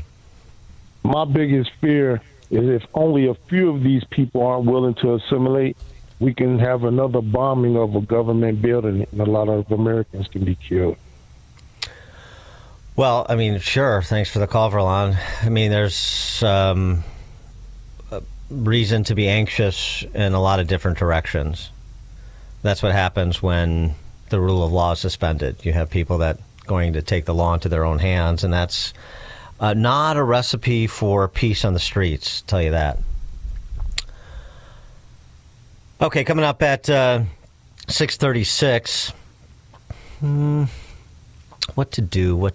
I did want to get to a little bit more on Tim Walz, but I don't know. Well, you're going to have to tune in at 6:36 to find out what I'm going to talk about. Now we check the headlines. Good morning. It is 21 degrees here in Chicago on AM 560, The Answer. I'm Stace Keene in the AM 560 newsroom. The city of Chicago has agreed to allow 1,000 more people to enter the Chris Kindle Market. Vendors had requested the city allow more people to enter the annual holiday market after the city implemented new restrictions, only allowing 1,500 people, something that the organizers say was just too restrictive. Organizers are asking for 3,500 people to be allowed in at a time, noting that the current restrictions are less than what was allowable during the COVID restrictions. Prairie Farms has announced a recall of select Prairie Farms gallon fat-free milk, which was produced at its Dubuque, Iowa facility and distributed to Woodman stores in Wisconsin and here in Illinois. According to a news release, some of those products may contain food-grade cleaning agents, which could cause illness if they're drank. The affected milk has a code date of DEC 08, a plant code of PLT 19145, and was produced between the times of 1751 and 2123. This report is the service of AlmostFreeTeeth.com. Big savings on full mouth dental implants are here at AlmostFreeTeeth.com. Medical insurance can make what used to cost a fortune surprisingly affordable. Don't wait. Take the 60-second quiz to see if you qualify at AlmostFreeTeeth.com. A check of the roses coming up in 2 minutes on AM 560, The Answer. Get ready for a musical journey like no other. when the Trans-Siberian Orchestra returns to Chicago on December 26th on their The Ghost of Christmas Eve 2025 tour. Enter to win tickets and the grand prize of a 75-inch TV, a home stereo system, and a $1,000 gift card. Enter today at 560theanswer.com/TSO. Welcome to another edition of Tuesdays with Tim, where we talk all things retirement. I'm here with my friend Tim Stearns, a certified financial planner with TJ Stearns Financial Planning in Arlington Heights. Tim, what are the biggest expenses listeners will face in retirement? And please explain the process you take to address these expenses. Well, Dan, most people think it's healthcare, and that is one of them. But the number one expense in retirement is actually taxes, and that needs to be addressed. Most people have put their money year after year in their tax-deferred accounts like 401ks and IRAs, and they have basically deferred their taxes for a long time. But they've created a tax time bomb, and they don't know it. And that's why we offer the Tax Impact Report. Tim, so many of us lack a retirement tax plan. For your clients and customers, how do you help map out a tax plan in retirement? Well, we start with a Tax Impact Report. Most people know how much money they saved for retirement, but they have no idea how much they'll be paying in taxes throughout their retirement.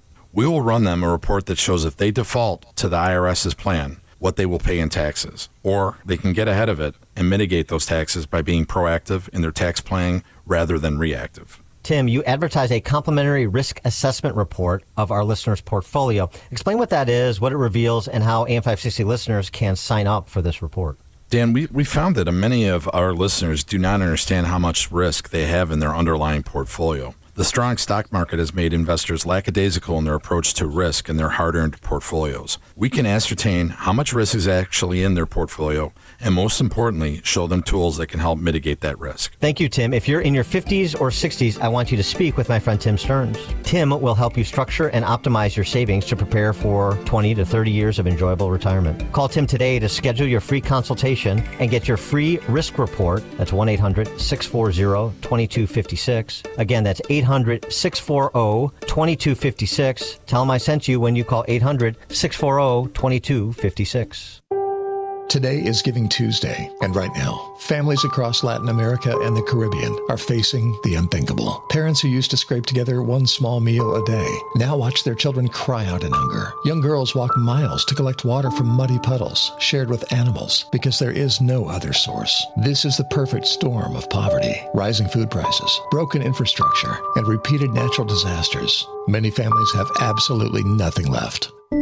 But here's the hope. Every gift you give by midnight tonight is triple matched with food. That means your generosity goes 3 times as far to provide life-saving food and safe water for children. Just $150 provides food and water for 6 kids, normally 2. $300 provides for 12. Please, give now. Call 844-862-4673. 844-862-HOPE. 844-862-4673. Or click the blue Give Food, Give Water, Give Life banner at 560theanswer.com. If you want thick, healthy, gorgeous hair, then you need Hair Volume from New Nordic. Available online at Amazon and NewNordicUSA.com or in the hair care aisle at your local CVS. From the Team Hartford Traffic Center, back out to our trouble spots. We got lingering fog causing a small layer of possible ice on the roads, so be extra cautious. On the Reagan Memorial, the exit ramp is closed from an earlier semi-accident on the eastbound off-ramp to Orchard Road. We got a stalled vehicle blocking the right lane if you're on the Dan Ryan local lanes inbound at 43rd. No major delays there. We've got brake lights on the Eisenhower inbound between Wolf and Harlem, about a 10-minute backup. Lingering issues from an earlier accident on I-57 inbound between 127 and Halstead. We've got an accident just popped up on the Stevenson inbound after Lamont Road. Watch for that. Also on the Stevenson inbound, the off-ramp to Dan Ryan Expressway. We've got slow traffic there. Finally, the Kennedy is looking good outbound between 90 and Manheim. Only about a 5-minute backup. And no delays on the Edens or on DuSable Lakeshore. This report is a service of Straight Talk Wireless. Don't let data limits hold you back from being the gift master in the family group chat. Switch to Straight Talk Wireless and get real unlimited data on Verizon's 5G network. Straight Talk, available at straighttalk.com or Walmart. I'm John Cruz. Chicago's Morning Answer continues next. Now check out the forecast from the National Weather Service. Today will feature sunny skies with some areas of low clouds, making it quite cold. cold. It'll be the coldest day since last winter with a high of 24. Tonight, expect partly cloudy skies and cold temperatures with a low of 20. I'm meteorologist Jason Caterina on AM 560, The Answer. Get the latest weather, traffic, and news updates online at 560theanswer.com. Now, from the Signature Bank Studios. If you're looking for the latest news, insight into what it means, and the sharpest opinion, there's only one station in Chicago where you can turn, and it's this one. We're AM 560, The Answer. Top of the morning, Dan Proft here. I want to talk about Pete Hegseth. And no, not because he posted Franklin the Turtle as a firing down on narco drug boats. Narco terrorist drug lords, their modes of transportation. I'll let the moral outrage over the memes, I'll leave that for somebody else. I'm more interested in something else that Hegseth is doing. Decoupling the Department of Defense, Department of War now, I suppose, from the Boy Scouts of America. Oh, I'm sorry. It's not the Boy Scouts of America anymore. It's just the Scouts, right? And therein lies the problem, isn't it? The Boy Scouts of America was officially chartered by Congress in 1916 for one purpose. Quoting the charter. That the purpose of this corporation shall be to promote through organization and cooperation with other agencies the ability of boys to do things for themselves and others, to train them in scoutcraft, and to teach them patriotism, courage, self-reliance, and kindred virtues. Is the Scouts in its current formation living up to that charter? 312-642-5600, turnkey.pro answer line. This is a long time coming. This is part of the common sense counter-revolution, the cultural part. The Boy Scouts of America, now the Scouts, there alone is a violation of the charter. The charter doesn't make the Boy Scouts of America a part of the government, of course, but it has given the Boy Scouts many perks over the years. For example, the Boy Scouts can access military bases, their facilities, use their vehicles at the discretion of the Secretary of Defense. Well, those perks are coming to an end under Hegseth. Because the group once known as the Boy Scouts is no longer a meritocracy and has become an organization designed to attack boy-friendly spaces. So said Hegseth. Is he wrong? 312-642-5600, turnkey.pro answer line. Love to hear from some former Scouts, particularly anybody who made it all the way to Eagle. I tapped out at Weeblo, I think. Hegseth is planning for the military to sever all ties with Scouting America. He criticizes Scouting for being genderless and for promoting DEI. The organization, once endorsed by President Theodore Roosevelt, no longer supports the future of American boys. Those are Hegseth's words. Mm-hmm. The Boy Scouts of America became Scouting America earlier this year, I believe. Mm-hmm. But instead of turning boys into virtuous men, as described in the charter that I read, what have we seen from Scouting America over the last several years? And by the way, I know a couple of board members on BSA, or what used to be BSA. I've talked to them about this. I've talked to them about this at each stage of their devolution. They didn't get it. Succumbed to sentimentalism. Gay Scout leaders, women. They even have all-girl Boy Scout troops that disallow boys from joining them. Unless they identify as a girl, that I'm sure they'd be welcome.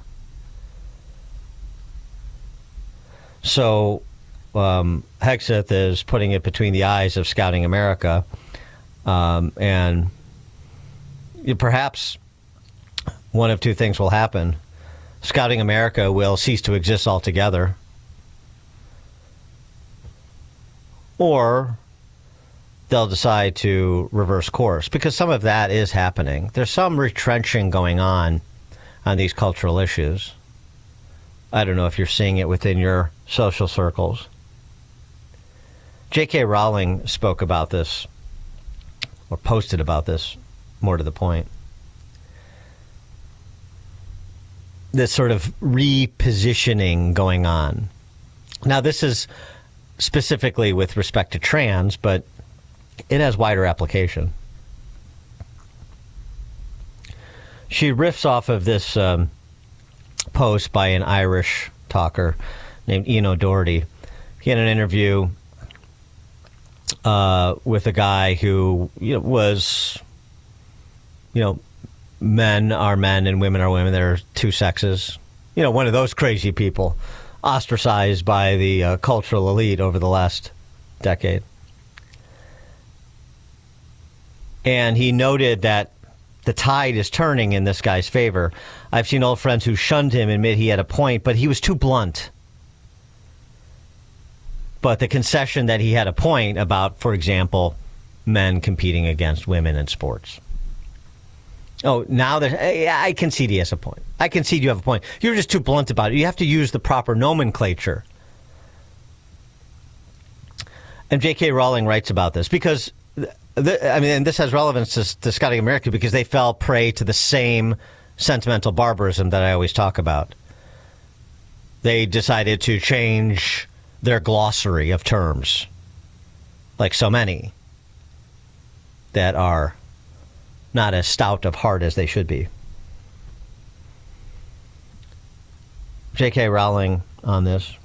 From the start, a key tactic of the gender identitarians has been linguistic prescription, and it's proved shockingly successful. Trans activists, shibboleths, and euphemisms have been allowed to penetrate the upper echelons of our culture with devastating consequences to freedom of speech and belief.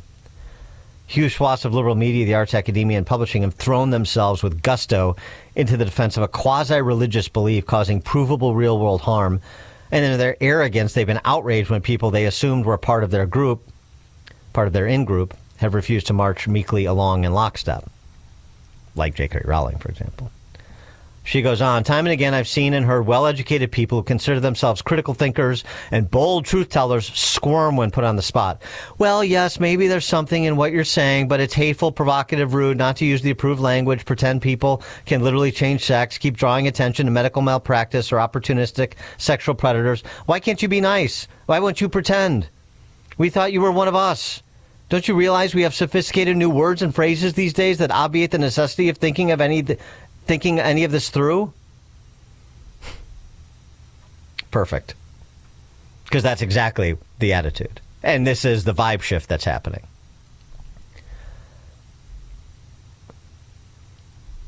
The obvious place to start, J.K. Rowling writes, it's not that I couldn't see your point, but did you have to say it that way?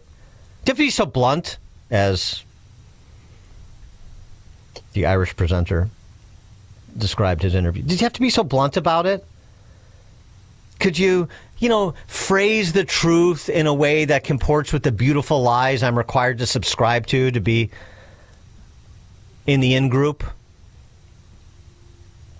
We dissenters, writes Rowling, we're supposed to find a way of questioning the chemical castration of children while calling it gender-affirming care. We were meant to defend the rights of vulnerable women while also using female pronouns for male rapists. We should have found a way to discuss fairness for women and girls in sports while pretending that the ineradicable physical advantage men have over women doesn't exist. Yeah. Right, the whole thing is oxymoronic with an emphasis on moronic. It's mutually exclusive, the positions. She goes on, either a man can be a woman or he can't. Either women deserve rights or they don't. Either there's a provable medical benefit to transitioning children or there isn't. Either you're on the side of a totalitarian ideology that seeks to impose falsehoods on society through the threat of ostracization, shaming, and violence, or you're not. The alternative to being blunt, quote unquote, using accurate factual language to describe what was going on, that's blunt, was to surrender freedom of speech and espouse ideological jargon that obfuscated the issues and the harms caused. We've always needed blunt people, but we need them most of all when being asked to bow down to a naked emperor. Zing! That's a good rant. It's not even a rant. I mean, it's very reasoned, of course. Turns out J.K. Rowling's a pretty good writer. Steve in Naples, you're on Chicago's Morning Answer. Morning, Dan. You pulled me out of the sidelines here for this. I'm a Eagle Scout, 2 sons Eagle Scouts. I've been a leader in scouting for the past over a decade, and I just kind of stopped. Now, the idea of scouting for being for boys, I fully agree with it. I've done leadership with both boys, and then I've also had a group of young ladies, taking them out on high adventure trips and that kind of stuff. It's a whole different operation. These are 2 different animals. The way they operate, the way they focus. And I think scouting has lost its focus with the fact that it's trying to be something for everyone. And part of the reason this happens is because I'll just take, my brother was an Eagle Scout. All my brothers were Eagle Scouts, but he has daughters, and he wanted to do that type of, activities with his daughters. And so that is kind of how the operation slowly came into changing, is that guys who are Eagle Scouts have daughters, and they want their daughters to have that experience. And so that is how it slowly changed. We can say it's from other reasons or not, but what I see mostly is that the daughters were hanging around with the older brothers, or maybe they didn't have any brothers, and the dads wanted them involved. And that's kind of how it evolved. Yeah, well, I mean, the sad thing is that's all well and good, and I'm all for dads spending time with their daughters and doing whatever activities they want to do, but that doesn't mean you get to just sort of redefine an organization to serve your narrow parochial interests. So this is what Girl Scouts and these other organizations are for. I mean, what you said is supposed to be like, I mean, I'm not saying you're saying it, but it's like, is this a revelation to anyone in Boy Scouts of America that taking a group of young boys on a hiking trip and taking young girls on a hiking or camping trip, that's a different experience? Those are different things because boys and girls are different. Is this news to anybody? Of course not. What they did is they succumbed to the political zeitgeist of the day. They genuflected before the mob, and frankly, they provided such a bad example to young men in particular that that Hegseth's statement is long overdue. That I don't care if scouting goes away altogether, because they have exhibited cowardice, and that's the worst trait you can pass on to the next generation. Hard to argue with that. I see that you have to stand with your values, and your values were there to teach young boys to become men, and that they have lost their focus. There's no question. Thanks for the call, Steve. Appreciate the perspective. He made it a lot further, and his boys made it a lot further than I did. I didn't have the, discipline. I don't know what was my problem as a kid. There's so many. Where to begin? I think I just also wanted to be in a golf course more. I was always drawn to that. So I started caddying when I was 11. So rather than pursue Boy Scouts, I was, pursuing my fever dreams of being on the PGA Tour. Joe in Oak Lawn. Good morning, Dan. I'm also calling from the sidelines, listening to you about Eagle Scouts. I am an Eagle Scout, and since the 1980s. My brother's an Eagle Scout. And to you and your golfing, you should have gotten the golf merit badge, and then you could have done caddying and getting that Boy Scout merit badge.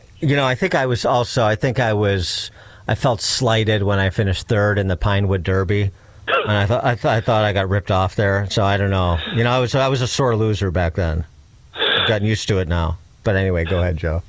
Yeah, I would just have to say that that Eagle Scout has lost its luster throughout the years, and now with assuming girls into Boy Scouts, BSA, just for them to achieve that rank, one should ask themselves, did Girl Scouts fail to offer a rank that would equal Eagle Scouts, or that people just gave Eagles a luster that was better than others?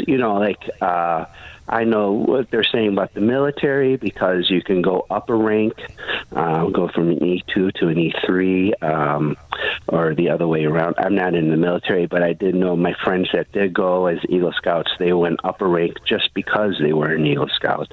But I love the Eagle Scouts. I went on world jamborees, national jamborees. My parents were big into scouting, and the fall off has been tremendous, which is a shame. Yeah, boys should be together. I went to an all boys high school. You need that camaraderie to grow and to accept each other first, and then others. That's what I'm thinking. Absolutely. Well said, Joe. Thanks for the call. Text from 773, another Eagle Scout. If girls don't like Girl Scouts' lack of high adventure activities, they should have lobbied the Girl Scouts to change. Instead, they joined Boy Scouts. Why not allow boys to be boys from age 11 to 14 and through 18? Explorer Scouts is available to girls starting at the age of 14, so why not allow boys to grow up peacefully during their adolescence? Dads have always had daughters. Me too. I joined Indian Princess with my daughters. A dad can always take their daughters on high adventure trips. Exactly. Well, that's my overriding point. It's not to exclude girls from activities or daddy-daughter time or anything like that. Of course not. Why can't we have space? We understand their differences in everything, including their social and intellectual development. So why does everything have to bend to the will of the identitarian left? And when Boy Scouts of America did, they lost their identity, ironically. Dan Proft, Chicago's Morning Answer. Before you see it on TV, share it on Facebook, or read about it in the paper. Hear it here first. This is Chicago's Morning Answer on AM 560. The Answer. Today is Giving Tuesday, and right now, families across Latin America and the Caribbean are facing the unthinkable. Parents who used to scrape together one small meal a day now watch their children cry out in hunger. Young girls walk miles to collect water from muddy puddles shared with animals because there is no other source. This is the perfect storm of poverty, rising food prices, broken infrastructure, and repeated natural disasters. Many families have absolutely nothing left.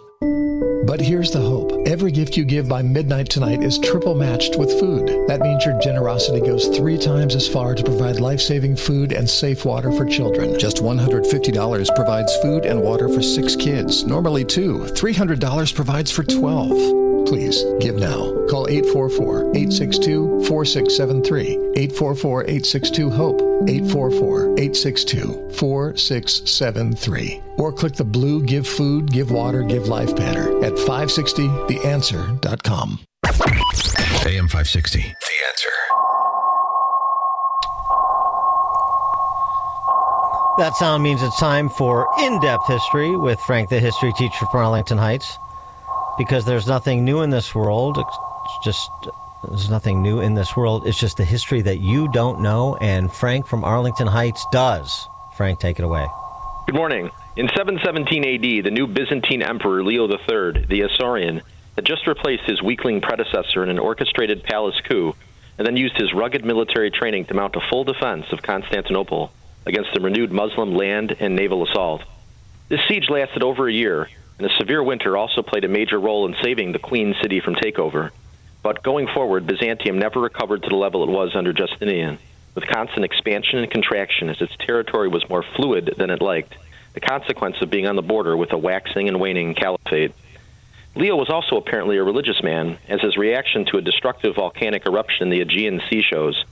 Thinking this happened due to the veneration of icons, which was felt by many to be a violation of the second commandment against the worship of graven images, Leo banned the use of such icons throughout his empire, including Rome, which led to the first major separation between Eastern and Western Christianity.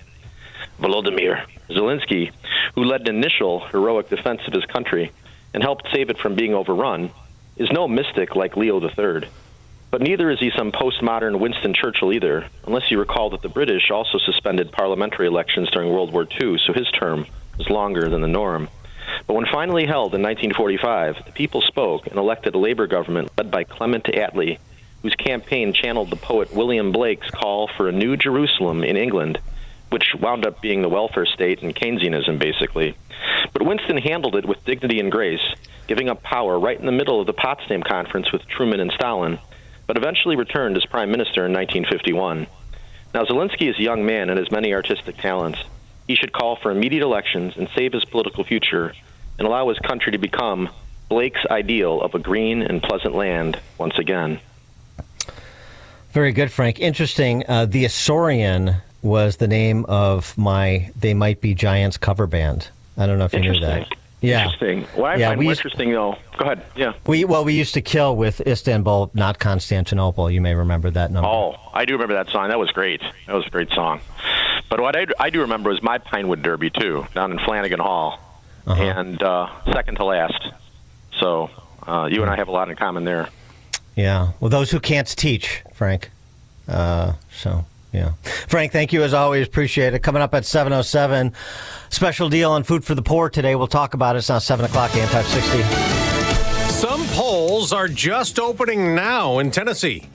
I'm Dave Anthony, Fox News. Others will in the next 2 hours for a special election to fill a vacant seat in Congress. It's typically a red district, but GOP candidate Matt Van Epps is facing a tough blue challenger, telling Fox, "My opponent wants new and higher taxes to fund her socialist agenda." He's talking about Democrat Afton Bain trying to win in the 7th House District. President Trump won by 22 points last year. If you are upset about the cost of living and the chaos of Washington, then I'm your candidate. Doesn't matter who you voted for. The president will hold a cabinet meeting this morning and may address the growing controversy around the U.S. military operation off Venezuela's coast, blowing up boats, trafficking illegal drugs, killing so-called narco-terrorists.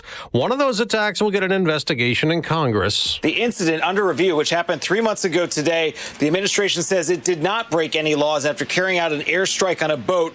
The strike was notable, though, because multiple shots were fired, killing 2 people who appeared to have survived the first strike. Fox's Mark Meredith also reports from the White House what Press Secretary Caroline Leavitt says. It was the decision by Admiral Frank Bradley, who they believe should have their full support in carrying out his work. On September 2nd, Secretary Hegseth authorized Admiral Bradley to conduct these kinetic strikes. Admiral Bradley worked well within his authority and the law. Secretary of War Pete Hegseth later posted on X that Admiral Bradley's an American hero and has his 100% support.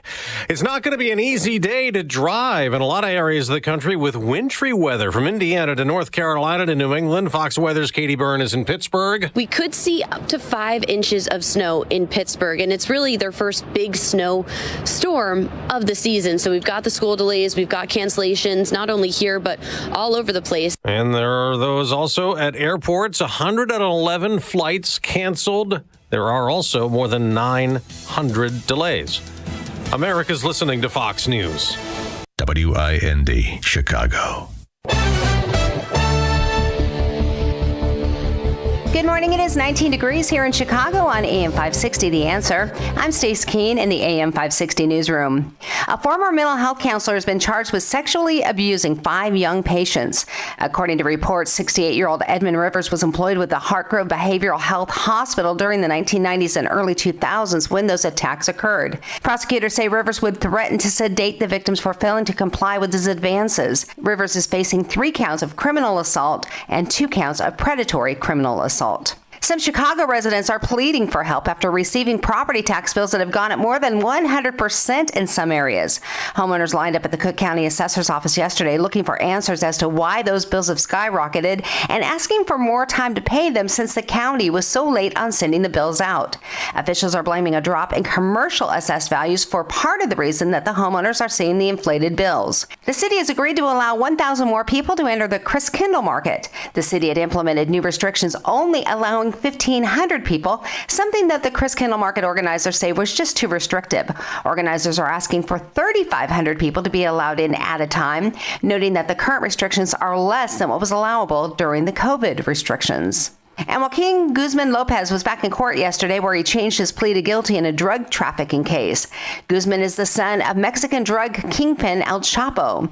Guzman Lopez and his brother Ovidio Guzman Lopez had been accused of numerous charges, including money laundering, drug trafficking, and firearms charges. As part of that plea deal, Guzman Lopez admits to helping oversee the production and smuggling of large quantities of cocaine, heroin, methamphetamine, marijuana, and fentanyl into the U.S. News is a service of Quick Delivery Service. Make Quick Delivery Service your personal ground crew anytime, any place, and when you need to move your shipment or freight, Quick Delivery will get it there. Get a quote in advance and eliminate any surprises at quickdelivery.com. A check of the roads is coming up in 2 minutes on AM 560, The Answer. Get ready for a musical journey like no other when the Trans-Siberian Orchestra returns to Chicago on December 26th on their The Ghost of Christmas Eve 2025 tour. Enter to win tickets and the grand prize of a 75-inch TV, a home stereo system, and a $1,000 gift card. Enter today at 560theanswer.com/TSO. Everyone is watching major movements ripple through the markets these days, sparked by new policy shifts out of Washington and activity from the Federal Reserve. Americans have faced uncertainty before, and every time, we've found our footing again. The real secret to long-term financial peace is simple. Keep your eyes on the horizon and understand the fundamentals that drive real stability. That's exactly why Advantage Gold is inviting you to call 800-741-GOLD right now. We'll send you a free Gold IRA rollover kit, along with a complimentary copy of economist Ken Rogoff's insightful book, Our Dollar, Your Problem. Inside, you'll learn how to defend your retirement savings against inflation, market swings, and reckless fiscal policies, with tangible assets like precious metals that have preserved wealth for centuries. It's no wonder Advantage Gold has been America's #1 gold company for the past decade. Take a smart step toward protecting what you've earned. Call 800-741-GOLD. That's 800-741-4653. Consult your financial advisor before investing. Call 800-741-GOLD. So Pure Talk is offering unlimited talk, text, and data on a crazy fast 5G network for just $29.95 a month for life. Not your phone's life, your life. This top-tier plan is normally $65 a month, but if you switch today, you'll save over 50% every month for the rest of your life. You might say it's the deal of your lifetime. Just dial pound 250, say micro. Offer expires 12/7. Some restrictions apply. Details at puretalk.com. An official message from Medicare. Couple more minutes and we'll start this month's book club. You know, I usually love a plot twist, but this year I'm comparing my options during Medicare open enrollment. You can't assume your current health or drug plan is the best one for you. And you got to make sure your drugs are covered. That's important. So is saving money. Review all your options at Medicare.gov. Open enrollment ends December 7th. Paid for by the U.S. Department of Health and Human Services.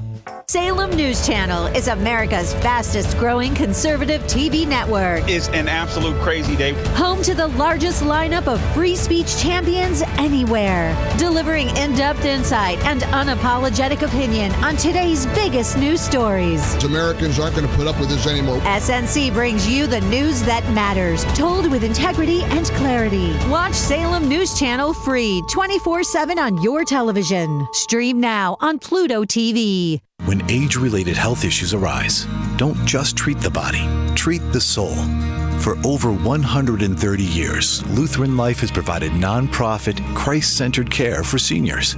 Arlington Heights, Ottawa, Bloomington, and Crown Point. 4 Lutheran Life communities to serve all your needs for assisted living, memory care, nursing, and rehab. Find out how by visiting LutheranLifeCommunities.org today. That's LutheranLifeCommunities.org.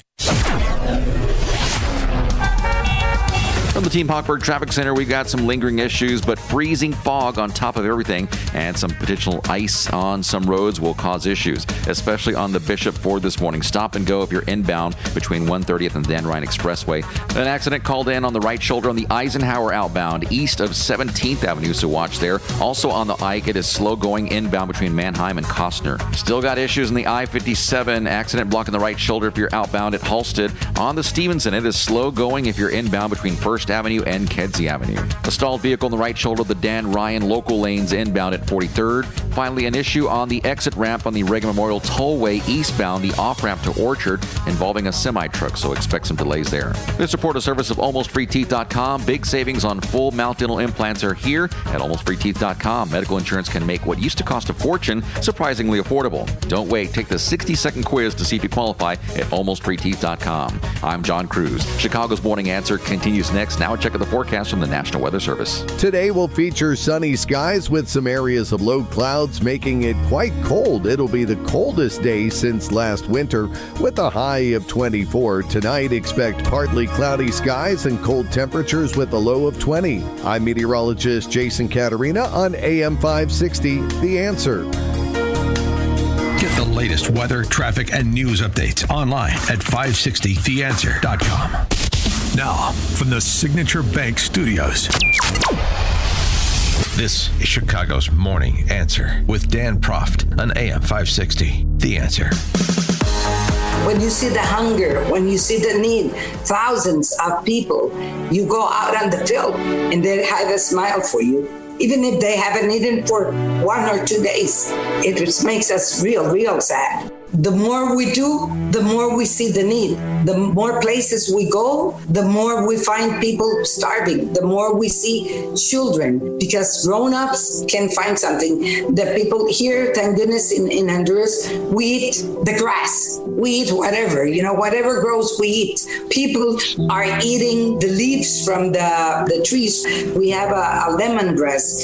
They make tea with that, without sugar, without nothing, A pet in the States lives much better than people in the rural area in Honduras. And now not only in the rural area, but in the city because of the lack of work. That's a statement. A pet lives better in the United States than people do in Honduras. We're into December, and this is Giving Tuesday, so we're pressing the pedal down on our Food for the Poor partnership.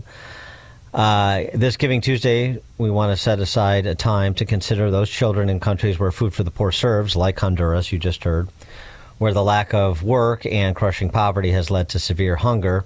Today only, your gift of any amount will be tripled to help 3 times more children to eat. And what does that mean? Well, it's a relatively modest amount for a lot of our listeners in terms of making a big impact. So what does that look like? Well, let's go through it again briefly before we're joined by Paul. For a gift of $150, you can provide food and water for 2 children for a year. So for $300, food and water for 4 children for a year. But those gifts are tripled today. So $150 means 6 children for an entire year. $300 means 12 children for an entire year. To make a gift of any amount, you just call 844-862-4673 or visit us online at 560theanswer.com/food for the poor, 560theanswer.com/food for the poor. And then we have our business benefactor program as well. Again, a reminder of how this works. Pretty straightforward. You make a tax-deductible gift of $2,500 to Food for the Poor. And AM 560 will provide 40 one-minute commercials to air on this station to promote your business. I can voice it. Justin can voice it. Quinn can voice it. Whoever you want to voice it can voice it. You can voice it. The commercials air prime broadcast hours Monday to Friday between 5 a.m. and 8 p.m. This is a great marketing deal, the best in Chicago radio. And at the same time, you're providing life-saving food for more than 30 children in Latin America and the Caribbean. To become a business benefactor, you call our general manager. He is John Gallagher. His number, 847-472-8950. Again, call John at 847-472-8950. And I do want to thank some of those who've already signed up for our business benefactor program, including DC Export Group, Humane Indiana, DSP Insurance, MS Consulting, South Suburban Humane Society, Applied Mechanical, Chris Jacobs' team of Century 21 Circle, Nature's Believe It or Not by Jeff Tischler, Victoria Francisi on behalf of Breakthrough Ideas. That's Jeannie Ives' organization. Thank you to all of those business benefactors and many others, including, and I should also hasten to add a thank you to all those who've already made a donation as well. All right, so let's talk about this a little bit more, how we're doing, how Food for the Poor is doing, what it's doing, more importantly. Paul Jacobs, the radio manager and on-air fundraiser for Food for the Poor, joins us again. Paul, thanks for being with us.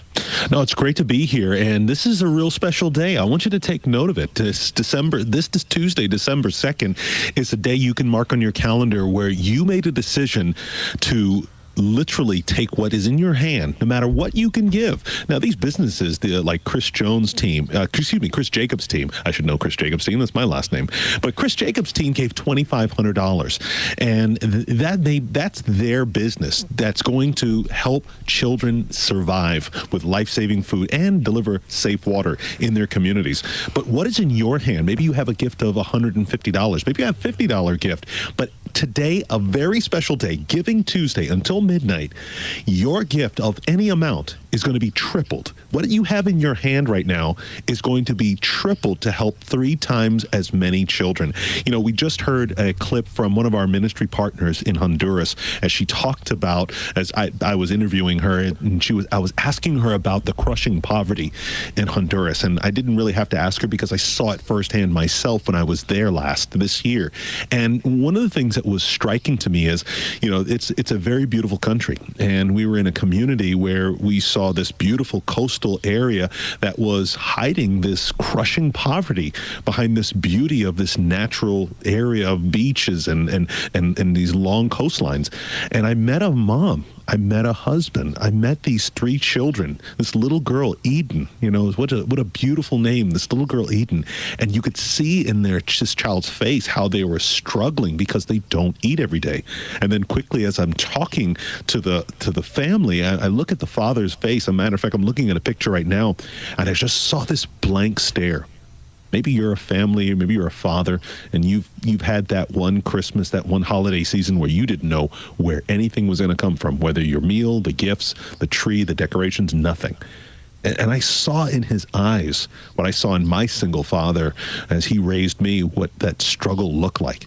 And today, a special day, December 2nd, triple day of Giving Tuesday, you can make a difference in so many lives. I want to encourage you to be the first of 20 listeners, 20 parents, 20 families that can come together and give your best gift and literally make the difference in the lives of 3 times as many children. That's a veritable multiplication of the fish and loaves. Yeah. Yeah. So, and this is, I like these programs too. I assume this is, you know, sort of a wealthy donor who does, like, I want to do a match to incentivize more smaller donations and get the multiplier effect. And that's how these things. But I think a lot of people like that sort of program too, because it indicates that somebody's out there matching. And so now my marginal philanthropic dollar is doing 3 times the impact. Yeah, exactly. Well, you know, it's okay. So you're right.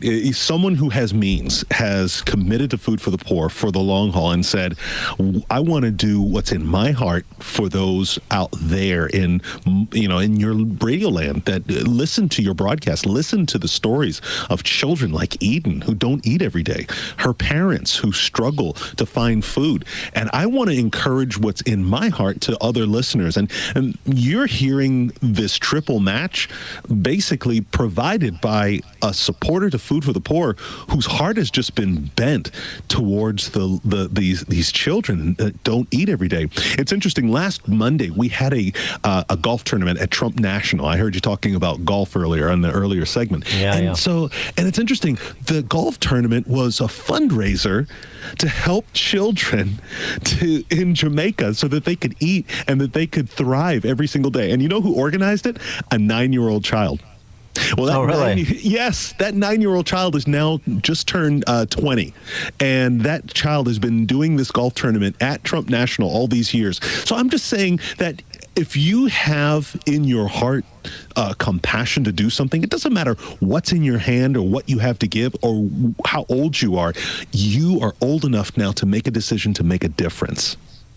It's a conversation we have every year, but I think it bears repeating because, sticking with the the biblical allusions. We want to see, men being taught to fish as well.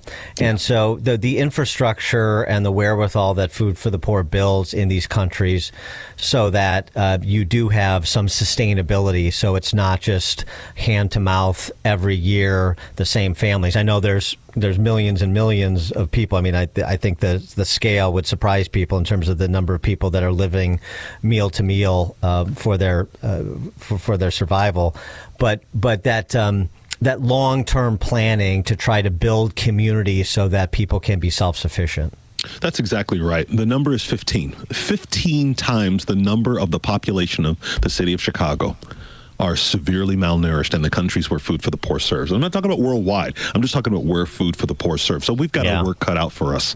And so this is why we, as 350 people in our headquarter building in Florida, we cannot take this task on without ministry partners, without pastors, churches on the ground. Food for the Poor has the cross in our logo because that's the center of who we are for these last 4 decades, more than that, actually 43 years, going on to our 44th year. And so we're asking right now for you to partner with an organization that partners with the local church. Yes, your gift is going to triple in feeding children.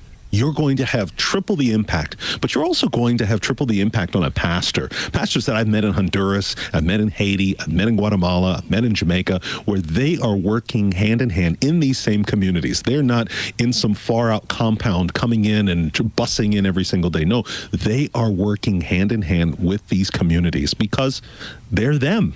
And so just like your pastor, your priest in your community works alongside you in very difficult and diverse times, they're doing the same, working hand in hand with Food for the Poor to make sure that this food is delivered. And these 43 million children and families that are experiencing severe hunger and food insecurity, well, that they can get the help that they need this Christmas and for the next year. And let me not forget to say that your gift is going to feed a child for an entire year.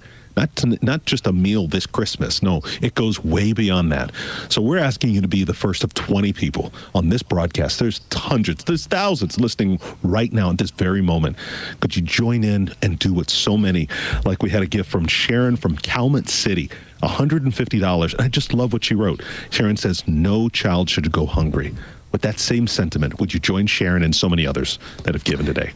And I don't want to go full maha on you, but the meals too, in terms of the kids. That this we're not doing Cheetos and soda here. These are meals that give them the vitamins and the proteins and stuff that they need to grow, right? Okay, so okay. All right. In Haiti, we have a compound where we have produced this food. Now, there was something that was asked of us when we were on our last trip to Haiti, and they were like, there's a lot of fat in this meat. And I said, yeah, I get it. You probably go lean at home when you buy in the grocery store, Greenwise or whatever whatever brand you buy. Well, in places where Food for the Poor serves, this food is, first of all, focused on nutrition. It's focused on building back these bodies and these lives. These families are getting food that is these children are getting food that is filled with protein. It's filled with nutrients, vitamins, and minerals. There is a program we have called a manna pack, like manna from heaven. And in that rice package, that rice meal, it feeds a child with the right amount of nutrition, protein, soy, vitamins and minerals so that they can sustain their body. So yeah, it's not Cheetos, it's not empty calories, it's food that's going to sustain them for life. And just again, some of the countries, we may have people who are of an extraction of one of the countries that serves too. They made it to America from one of these countries that has well-documented struggles. So we mentioned Jamaica, particularly after the hurricane. You mentioned Haiti, which is always an issue. Honduras, some of the other countries in Latin America and the Caribbean where Food for the Poor has a presence. Guatemala and Jamaica. Jamaica is a big project for us right now. We're in the relief stages after the Hurricane Melissa. That was just a little over a month ago, where Hurricane Melissa devastated the entire country of Jamaica. And we are still sending food kits to families who have lost everything, food and meals, to children and families. I was there 6 days, and in the aftermath of the hurricane, and I met families that it had been probably 2 weeks since the hurricane struck, and they were not eating every day. Children, elementary age, no school, parents had no jobs, they're not eating every day. And so in these 15 countries across Latin America and the Caribbean are 6 priority countries like the ones we've just named, Guatemala, Jamaica, Haiti, Honduras, El Salvador, and others. We are making sure that our children in these communities are our primary focus. I heard your story about the Boy Scouts earlier in the segment.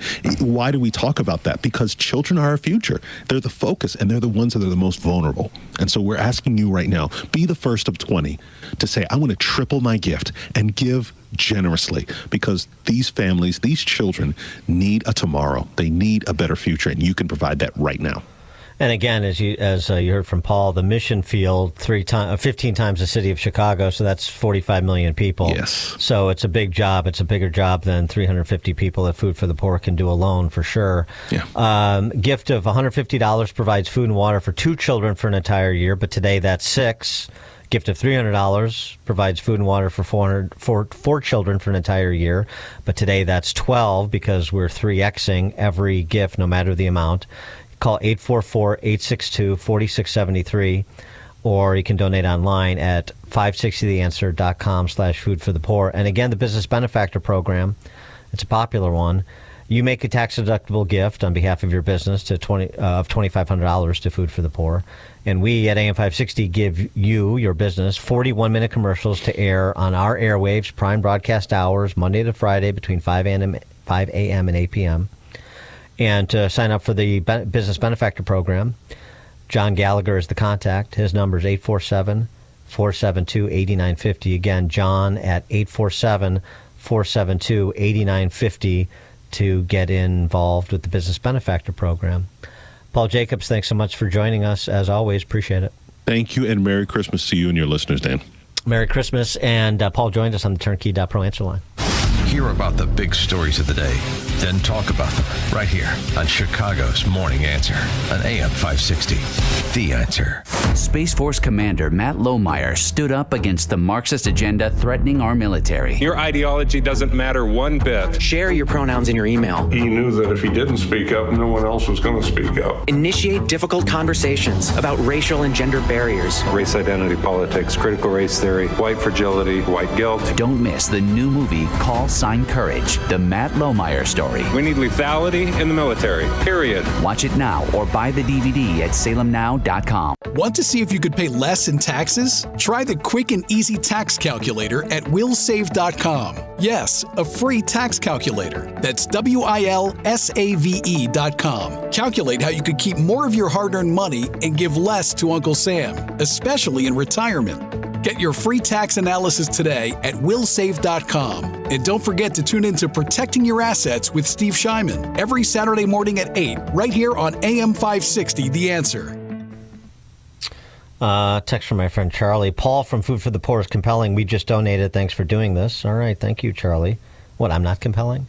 No, appreciate that. And Charlie's donation 3X'd today. So there you go. Follow Charlie's lead, please. All right, I'm going to be straight with you. Pain doesn't just hurt your body, it steals your life. I know because I've seen it with people I care about, and maybe you're dealing with it right now. Here's what I love about Dr. Ashley Caravelli and QC Kinetics. They get it. They're not pushing surgery. They're not handing out pills. They're using your body's own healing power to fix what's broken. This is cutting-edge stuff. I've talked to people who've been through this. The stories they've shared represent real results. There's no going under the knife. There's no medication fog. There's no sitting on the couch recovering. Just your body doing what it was designed to do, which is heal itself. QC Kinetics gives you long-term relief. So make 2026 the year you get back to living without pain. They have weekend appointments, consultations, free consultations, and you can use your HSA or FSA spending accounts as well. Your first consultation is free, as I mentioned, so don't hesitate to call to find out more. The number, 312-827-6261. Again, 312-827-6261. Call QC Kinetics at 312-827-6261. As the seasons change, so does the worry. The flu, cold, and COVID season is coming, making a lot of people feel anxious. But what if you don't have to feel that way?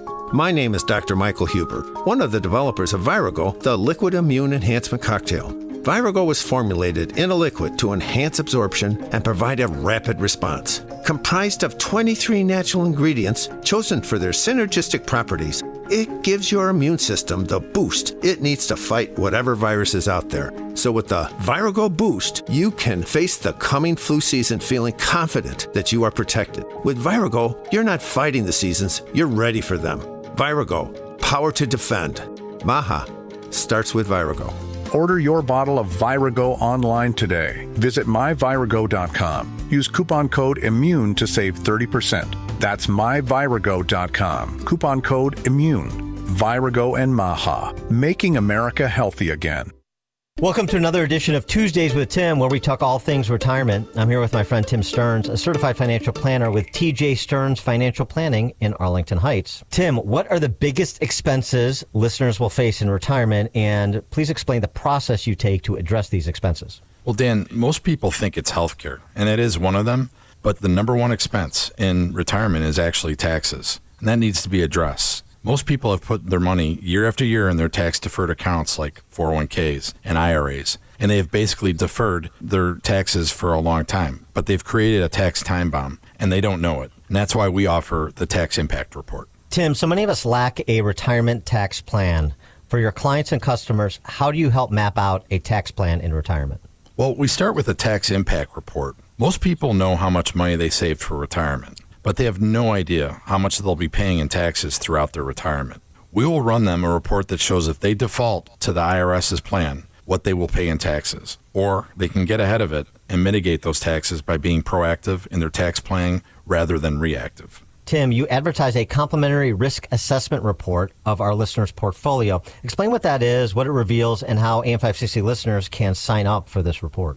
Dan, we found that many of our listeners do not understand how much risk they have in their underlying portfolio. The strong stock market has made investors lackadaisical in their approach to risk in their hard-earned portfolios. We can ascertain how much risk is actually in their portfolio, and most importantly, show them tools that can help mitigate that risk. Thank you, Tim. If you're in your 50s or 60s, I want you to speak with my friend Tim Stearns. Tim will help you structure and optimize your savings to prepare for 20 to 30 years of enjoyable retirement. Call Tim today to schedule your free consultation and get your free risk report. That's 1-800-640-2256. Again, that's 800-640-2256. Tell them I sent you when you call 800-640-2256. Signature Bank is Chicago's fastest growing independently owned business bank. It's a bank where relationships still matter. I'm Dan Proft, and I know this because Signature Bank is my business bank. Hi, I'm Tony Dreyfus, founder and president of Metropolis Coffee Company and a proud new customer of Signature Bank. We're a 19-year-old specialty coffee roaster located in the heart of Chicago. Some of your favorite restaurants and cafes serve our coffee. As a small business manufacturer, we understand the importance of working with the right bank, and that's why we made the move to Signature Bank. We were tired of the impersonal service that our large bank had provided. A friend referred us to Signature Bank, and their team was on site to understand our operations firsthand. They provided us the working capital to continue our successful business operations and to fuel our ambitions for innovation and growth. We now have the flexibility to grow at our own pace. That personal touch, you can't find that at a large bank, but we found it at Signature, and we can't thank them enough. Signature Bank helps local businesses succeed. Let Signature Bank turn your business vision into reality. Visit signaturebank.bank. Member FDIC, Equal Housing Lender. AM 560, The Answer.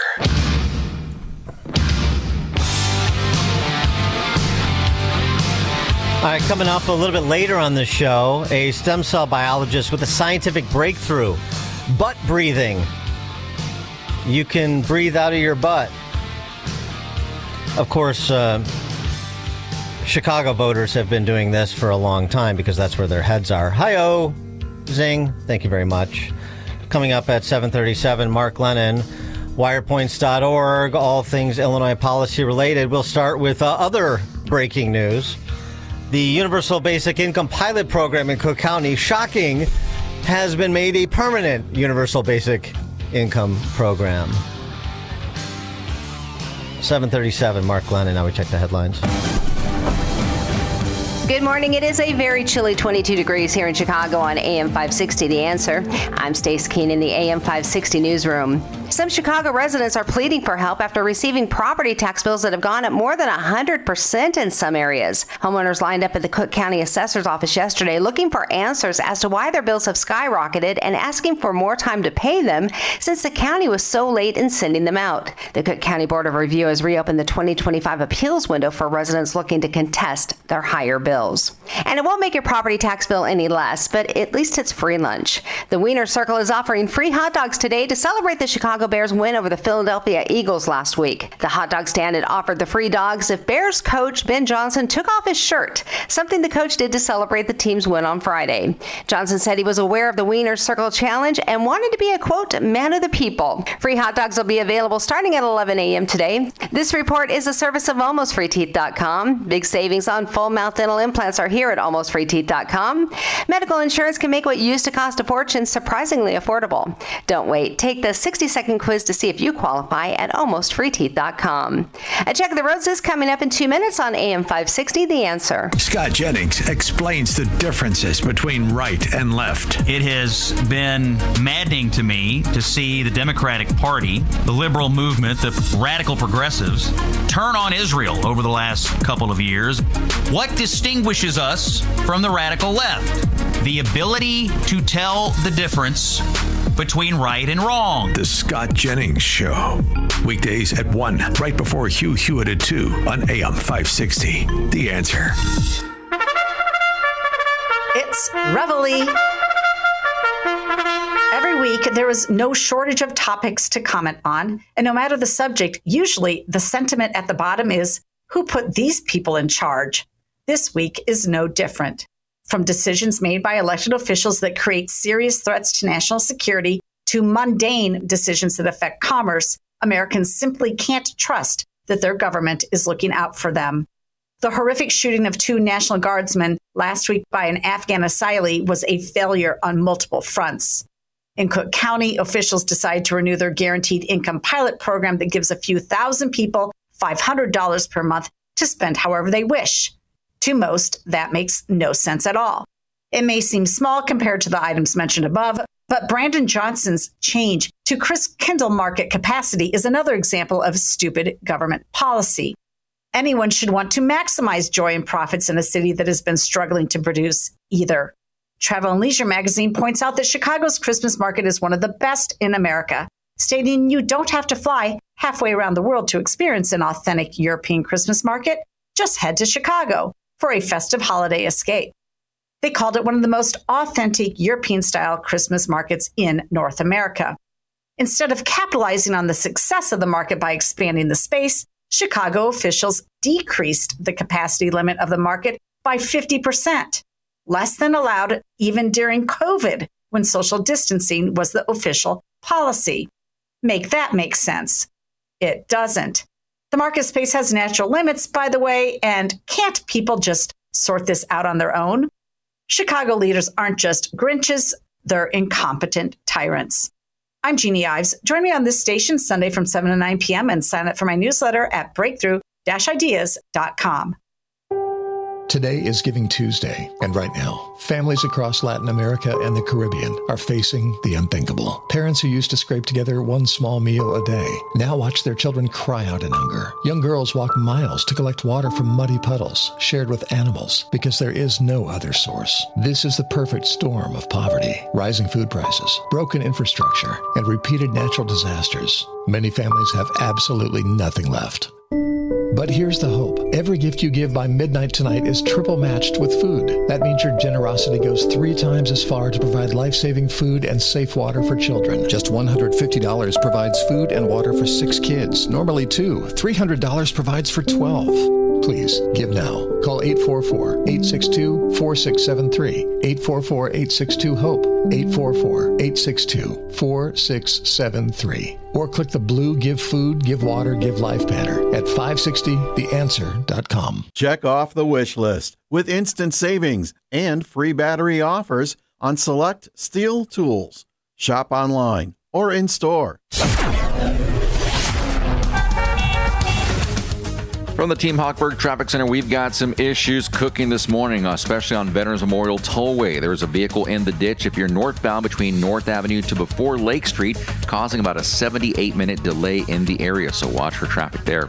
On the Kennedy outbound, still got some major issues working between 90 and O'Hare, about a 20-minute delay in the area. The Bishop Ford is stacked along inbound lanes between Stony Island Feeder and the Dan Ryan. Speaking of the Dan Ryan, on the inbound express lanes, delays up to 5 minutes if you're between 43rd and the Stevenson Expressway. Bouncing over to the Ikes, we've got some inbound issues if you're between St. Charles and Tri-State. Also inbound between Manheim and East Avenue, about an 8-minute backup. And about a 15-minute delay if you're taking the trains on the Metro Milwaukee North Line near Edgebrook due to a vehicle stuck on the tracks there. This report sponsored by SuperSure. Do you own a small business? You need to hear this. A seismic shift is coming. It's time to get SuperSure. Not kind of sure, not pretty sure, not a little sure, but SuperSure. The seismic shift is coming. SuperSure coming soon.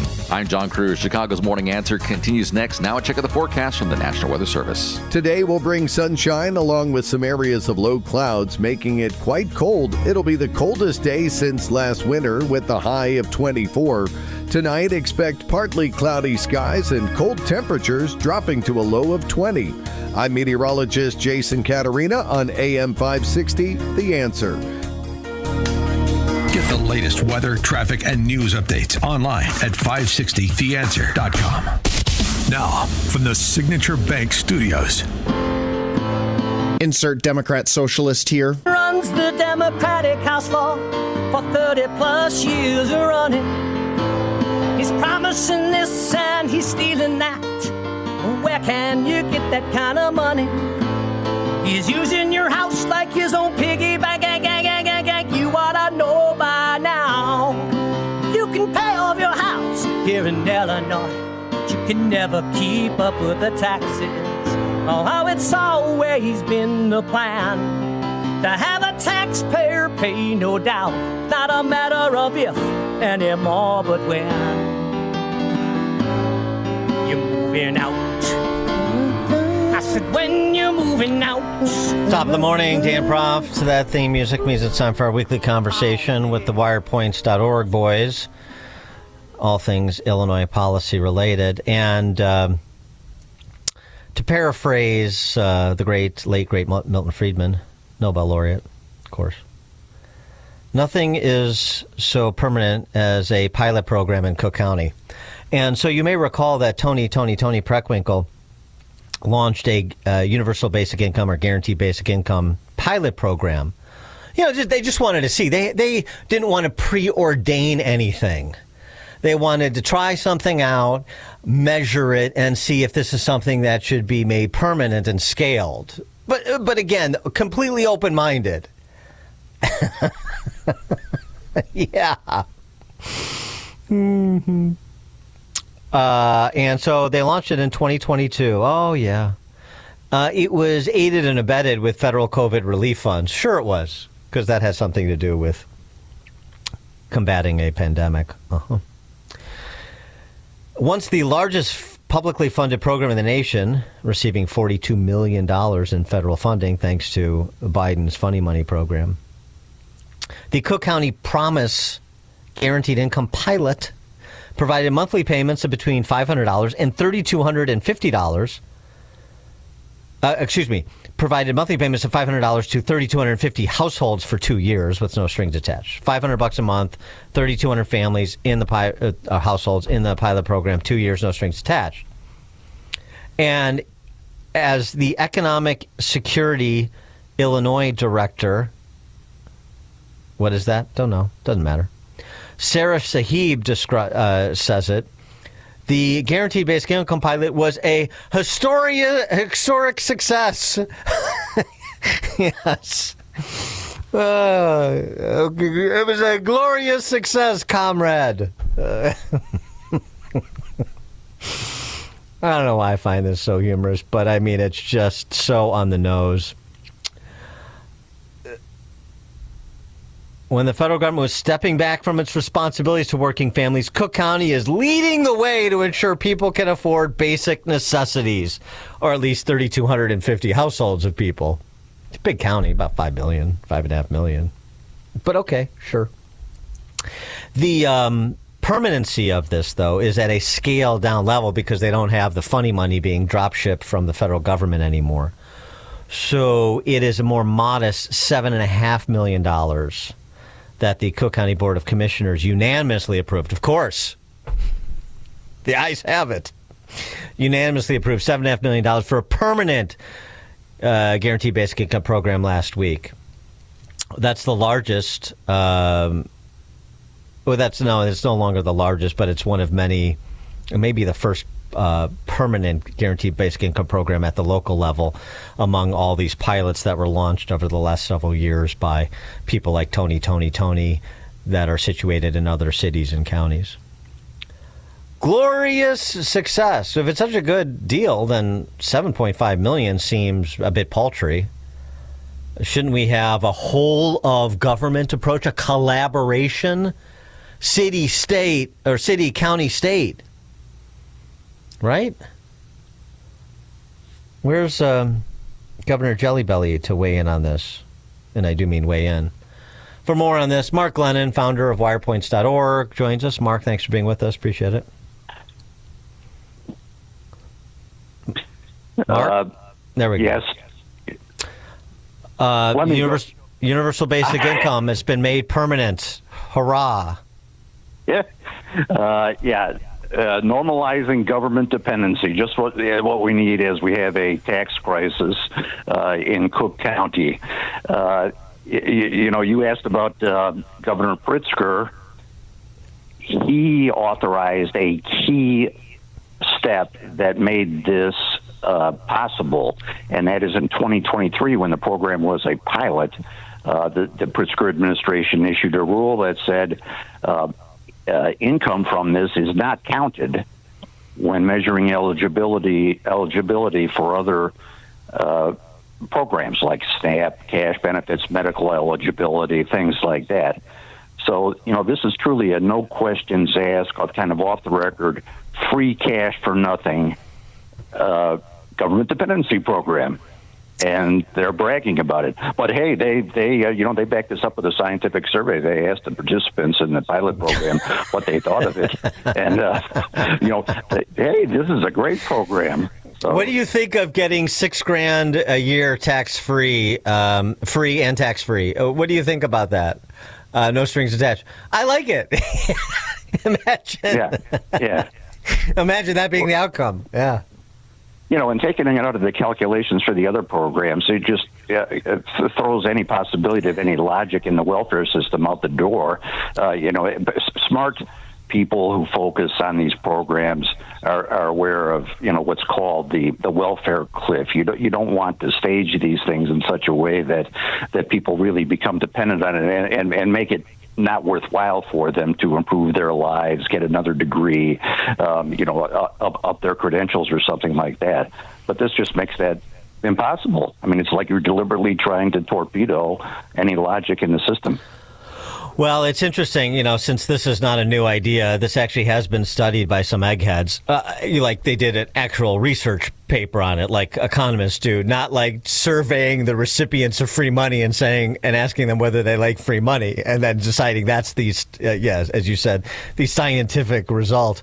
A bunch of University of Toronto eggheads looked at the causal impacts of income on a rich array of employment outcomes, leveraging an experiment in which 1,000 low-income individuals were randomized into receiving $1,000 per month unconditionally for 3 years, with a control group of 2,000 participants receiving $50 a month. And when they gathered detailed survey data, administrative records, data from a custom mobile phone app, they transfer caused total individual income to fall by about $1,500 a year relative to the control group, excluding transfers. It resulted in a 2 percentage point decrease in the labor market participation for participants, a reduction of a couple of hours per week in labor, and what you saw happen was the largest increases in time were spent on leisure, smaller increases in time spent on other things such as transportation. And we find no impact on quality of employment and no impact on investments in human capital. So in other words, this provided only downsides, less employment, less investment in human capital, less work because you're subsidizing not working. So it produces the results you would expect, but I'm just saying there has been some academic research into this to confirm what people listening would conclude just through common sense. And just to be clear, the Cook County program has no work requirement. It is only for low-income people, but that's essentially the only requirement. And able-bodied people can get this free money. This is laughable, but it is a serious topic because there's a movement around the country to try to push these things. And the basic impulse for it is that proponents say, well, look, we're heading into a society basically where about a third of the population is able to produce all the stuff we need, all the goods and services, making for everybody, making the remaining 2/3 kind of superfluous. So we need to give them some money. Well, you can't make them government dependents. That's the ticket to a rotten population. There's things to do. The workforce, the demand for work is really infinitely extensible if you really focus on it. There's all kinds of things that these people could be doing that would have value for society, and that's what's missing in these guaranteed income programs. Cook County property taxes. There was another presser held yesterday by a collection of residents of the most impacted neighborhoods in Chicago in terms of the year-over-year increase. Poorer, mostly black neighborhoods like North Lawndale, West Garfield Park, Inglewood, as we discussed previously. Here was the perspective of a couple of residents. This is a resident of North Lawndale. A North Lawndale retiree explains he's had to take on a rideshare job to pay his higher property tax. It's got to change. You will not tax us out of the community. We are here to stay. This is a proprietor of a cultural arts and business center, I think in West Garfield Park. And I'm supposed to come up with this money by the 15th. Yeah, that's right. And then March the 1st, I'm going to get another bill for the same thing. Now, how are we as business owners in our community going to be able to service our community? What do you think, Mark? Do we have an opportunity for a moment here when it comes to our long-running saga with the Cook County property tax classification system and property taxes in Illinois generally? Yeah, we have an opportunity for a moment, Dan, and boy, if you would certainly hope so. These people just don't have the money. This has got to be fixed, and boy, it's just one problem piled on top of another. I had to laugh when your segment last hour. You were scratching your head about what to talk about next. Well, you've got a poverty of riches on this show. There's so many problems to pick from and that are being ignored by the press. You talked about Tim Walz. Look in the Tribune or the Sun-Times. There's nothing about that massive Tim Walz scandal where he's responsible directly for this $1 billion fraud in Minnesota. And that's part of the problem is that they're one of the enemies, as you well know, and you've just not covered by the regular press. So much of the population is living in a fictional world. But boy, when they get those tax bills, that's a shock of reality, and that's what's created this moment, I think. Right, and I mean, whether it's sort of property tax caps like California or property tax caps like hard caps like Indiana, I'm open-minded on the topic, but something like that, which I'm not saying it's going to be easy, it's going to be exceedingly difficult, but you have to build this non-traditional political coalition around an idea like this to put pressure on people who haven't felt pressure previously very much. But boy, when you get people that are feeling like they're about to lose their homes, then, it's sort of like when it finally clicks to some pensioners here that they're not going to get in retirement what they thought they were going to get, then it seems to me you have a recipe for, system change, which is what's required. Yeah, it's a long-term goal of getting a real cap in place of 1% or so really should have bipartisan support. I'm not saying I have all the ideas on how to get there immediately, but that's what's sensible. Other states have accomplished it somehow, and we got to start talking about those kinds of things. Yeah, I wanted to get your reaction to something else too. I mean, this is just sort of on a human level, but it sort of speaks to the public safety problem here. Chicago Contrarian has the story. Chicago Park District Superintendent Carlos Ramirez Rosa, he is an out and proud socialist. You normally see him ambulating about with a keffiyeh on. He's a defund the police, or I don't know if he goes as far as Afton Ben in supporting burning down police stations. He might. I don't know. 7 years ago, Chicago police officers Eduardo Marmolejo and Conrad Gary, were killed when they were struck by a South Shore train while pursuing a suspect on 103rd and Dauphin. A canine statue dedicated to Officer Marmolejo was to be unveiled at King Lockhart Park at 106th and Western in the 19th Ward just a couple of days ago.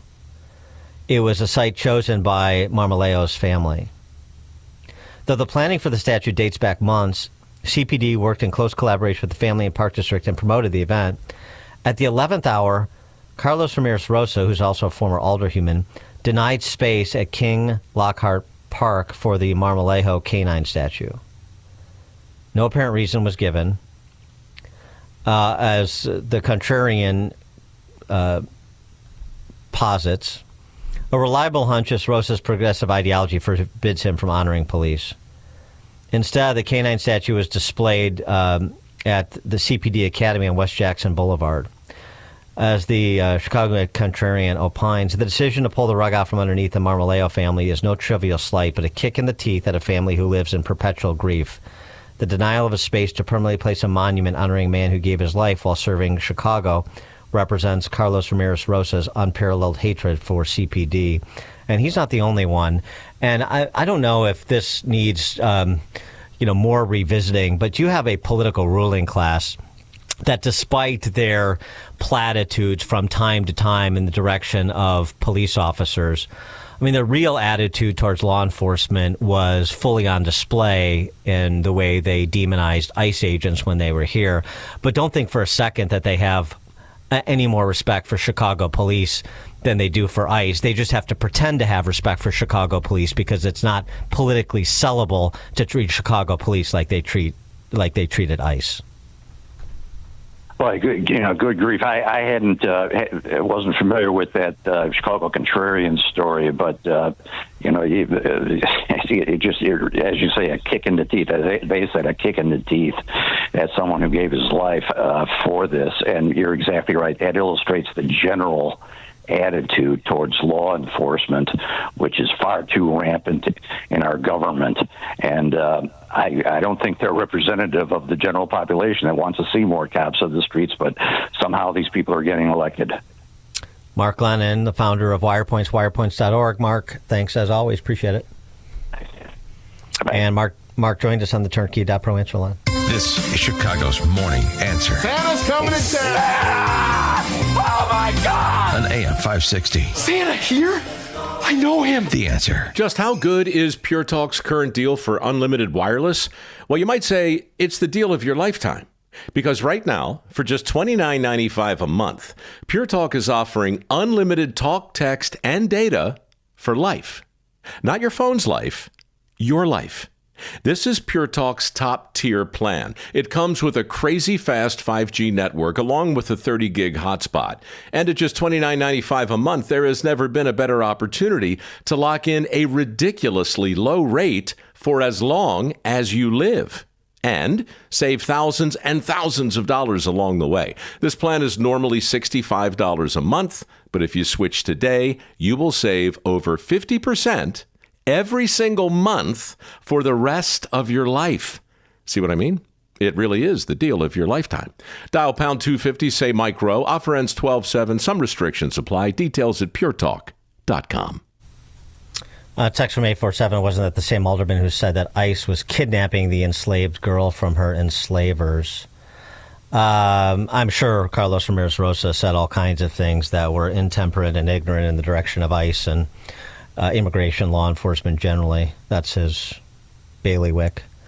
Making the switch to a new IT services and support company may seem like a big ordeal, but if you're not getting the reliable support, consistent internet, and secure solutions your company needs every working day, well, then meet Access One, your local Chicagoland IT experts, proud new sponsor of Chicago's Morning Answer.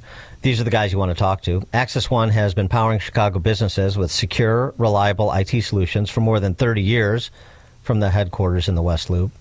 They are local and in tune with Chicago businesses, so whether it's voice-over IP phones, dedicated internet, managed cybersecurity, cloud backups, or 24/7 support, Access One is here for you and your business. Serving thousands of companies from Naperville to the North Shore, Access One is Chicago-owned and Chicago-run, a trusted IT partner for law firms, clinics, tech startups, manufacturers, and many more businesses and industries. They will make the switch for you easier than you think, so call them today to discuss your business needs. Tell them I sent you when you do. The number, 800-654-1555. Again, that's 800-654-1555. Or visit them at Access One, the number spelled out, AccessOneInc.com. That's AccessOneInc.com. Access One, tech made personal, locally. Ross Shaw talks about building income in retirement. You know, you can actually structure it in a way to have that $4,000 a month coming in the door every single month. So you don't have to look at the stock ticker and say, oh, the stock market's up today, stock market's down. You still got that $4,000 a month, and having that opportunity to take the vacations and do all the fun things in retirement that you always dreamed to do. Unleash your wealth, Saturday at 7 a.m. and 2 p.m. on AM 560, The Answer. Don't miss In Grace with Pastor Jim Scudder Jr., now heard on Sunday mornings at 7:30. Tune in and find hope as Jim Scudder explores God's Word and His world each Sunday morning right here on AM 560, The Answer. AM 560, The Answer.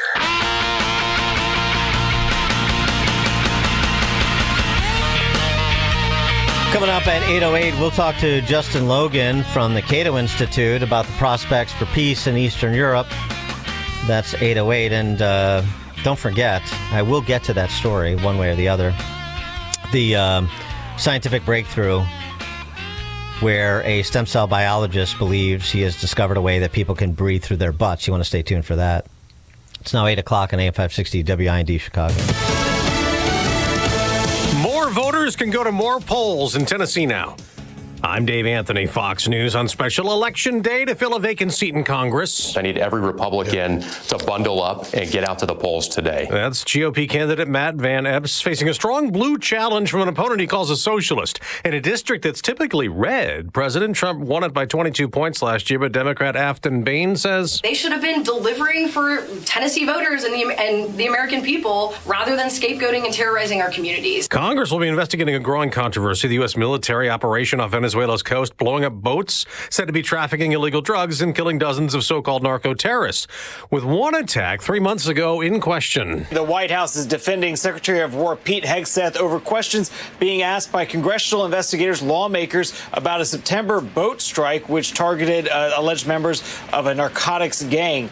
The White House says it was not Secretary Hegseth, but instead an admiral over at the Pentagon who had ordered this strike back in September after an initial strike had taken out the boat, but that there have been survivors on board. That's Fox's Mark Meredith at the White House, where President Trump may talk more about that operation at a cabinet meeting later this morning. Homeland Security Secretary Kristi Noem will be there and may talk about what she proposed on social media that Fox's Chris Foster details. The full travel ban on countries she says are flooding our nation with killers, leeches, and entitlement junkies. She writes, our forefathers built this nation on blood, sweat, and the unyielding love of freedom, not for foreign invaders to slaughter our heroes, suck dry our hard-earned tax dollars, or snatch the benefits owed to Americans. We don't want them, not one. A Homeland Security spokesperson says a list of nations affected by the proposed travel ban would be announced soon. President Trump imposed a travel ban on 12 countries earlier this year, including Afghanistan, where the suspected gunman in last week's National Guard shooting came from. America's listening to Fox News. Good morning. It is 21 degrees here in Chicago on AM 560, The Answer. I'm Stace Keene in the AM 560 newsroom. A former mental health counselor has been charged with sexually abusing 5 young patients. According to reports, 68-year-old Edmund Rivers was employed with Hartgrove Behavioral Health Hospital during the 1990s and early 2000s when those attacks occurred. Prosecutors say Rivers would threaten to sedate the victims for failing to comply with his advances.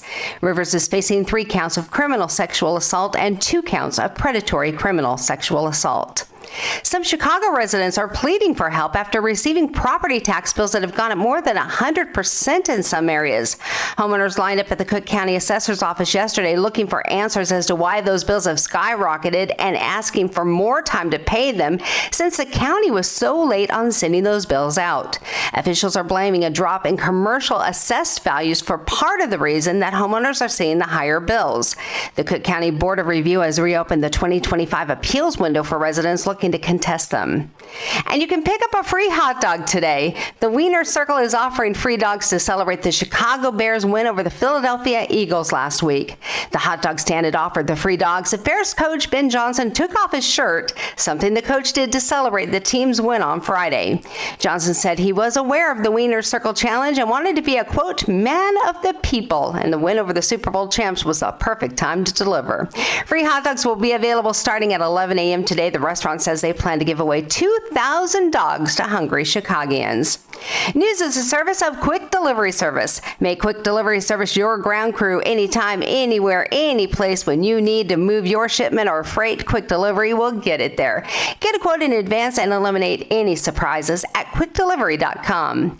A check of the roads is coming up in 2 minutes, but time now for the AM 560 Business Beat, a service of Signature Bank. I'm Charles Payne, and this is the Fox Business Report. It now appears the manufacturing problem identified in some Airbus A320 jets could impact hundreds of planes. The Wall Street Journal says Airbus has identified a quality issue on metal panels. Airbus hasn't publicly disclosed how many jets may be affected. There are believed to be 168 of the planes in service, though the issue is not expected to impact safety. It could slow production at Airbus. Costco wants a full refund if the U.S. Supreme Court strikes down the Trump administration's emergency tariffs.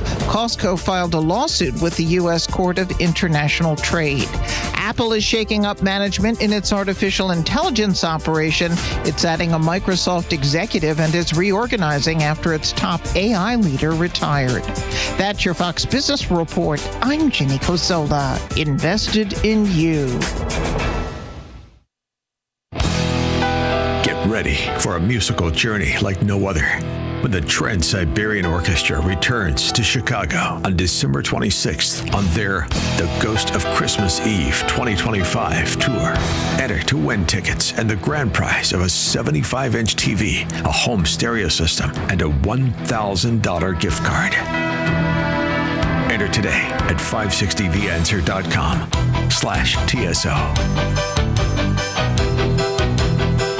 Take the journey of living a happy, successful, and meaningful life through God. Listen to It's Time with Dan Lights, Sunday mornings at 9 on our sister station, AM 1160. Hope for your life. Today is Giving Tuesday, and right now, families across Latin America and the Caribbean are facing the unthinkable. Parents who used to scrape together one small meal a day now watch their children cry out in hunger. Young girls walk miles to collect water from muddy puddles shared with animals because there is no other source. This is the perfect storm of poverty, rising food prices, broken infrastructure, and repeated natural disasters. Many families have absolutely nothing left. But here's the hope. Every gift you give by midnight tonight is triple matched with food. That means your generosity goes 3 times as far to provide life-saving food and safe water for children. Just $150 provides food and water for 6 kids. Normally 2. $300 provides for 12. Please, give now. Call 844-862-4673. 844-862-HOPE. 844-862-4673. Or click the blue Give Food, Give Water, Give Life banner at 560theanswer.com. Dan owed an unbelievable amount of money to the IRS. I got behind on my taxes. It's a horrible feeling. He was in denial. And when I got those letters from the IRS, he wanted to act like they didn't exist. Finally, Dan turned to Optima Tax Relief, the leading tax tax resolution firm. A-plus rated by the Better Business Bureau, they've resolved over $1 billion for their clients. Optima got me a settlement with the IRS. These people are really people-friendly. It was every bit of a new lease on life for me. The fast action and the great results made Dan's head spin. I felt like I was in a dream, but it's real, and I have paperwork to prove it. They got the job done, and life is good. For tax help you can trust, call Optima now for a free consultation. If you're worried about what's going to happen with the IRS, stop worrying. Make the call now. Call 800-965-1433. 800-965-1433. 800-965-1433. Optima Tax Relief. Testimonial from an actual client. Some restrictions apply. For complete details, please visit OptimaTaxRelief.com. So Pure Talk is offering unlimited talk, text, and data on a crazy fast 5G network for just $29.95 a month for life. Not your phone's life, your life. This top-tier plan is normally $65 a month, but if you switch today, you'll save over 50% every month for the rest of your life. You might say it's the deal of your lifetime. Just dial pound 250, say micro. Offer expires 12/7. Some restrictions apply. Details at puretalk.com. An official message from Medicare. Medicare plans change from one year to the next. And this year, it's important for you to review your current coverage and compare all your options during Medicare open enrollment. Compare health plans, drug coverage, and costs. See if you can save some money, and don't forget to make sure your drugs are covered. Open enrollment ends December 7th. Visit Medicare.gov or call 1-800-MEDICARE. Paid for by the U.S. Department of Health and Human Services. From the Team Hochberg Traffic Center, a messy start to your Tuesday commute. Let's start at the Bishop Ford. We've got delays inbound between 159th and the Dan Ryan Expressway. On the Dan Ryan Express lanes inbound, we've got slow traffic between Chicago Skyway and the Chinatown Feeder Ramp. We're backed up on the Edens this morning, outbound between Montrose and Dempster Street, about a 17-minute delay. Issues on the Eisenhower, a 40-minute backup if you're inbound between Manheim and Ashland Avenue. It's not any easier on the Kennedys, outbound between Montrose and Sayre, a backup. We've got inbound issues on the Kennedy between Edens Junction and Lake Street, about a 30-minute delay. Delays on the trains, the Metro BNSF Railway to Union Station, we've got issues there. Also delays up to 30 minutes on the Metro Milwaukee North Line to Union Station. And an accident on both shoulders of the Tri-State Tollways southbound between Harlem and Ridgeland Avenue. This report, a service of AlmostFreeTeeth.com. Big savings on full mouth dental implants are here at AlmostFreeTeeth.com. Medical insurance can make what used to cost a fortune surprisingly affordable. Don't wait. Take the 60-second quiz to see if you qualify at AlmostFreeTeeth.com. I'm John Cruz. Chicago's Morning Answer continues next. Now check out the forecast from the National Weather Service. Today will feature sunny skies with some areas of low clouds, making it quite cold. It'll be the coldest day since last winter with a high of 24. Tonight, expect partly cloudy skies and cold temperatures with a low of 20. I'm meteorologist Jason Caterina on AM 560, The Answer. Get the latest weather, traffic, and news updates online at 560theanswer.com. Now, from the Signature Bank Studios, this is Chicago's Morning Answer with Dan Proft on AM 560. The Answer.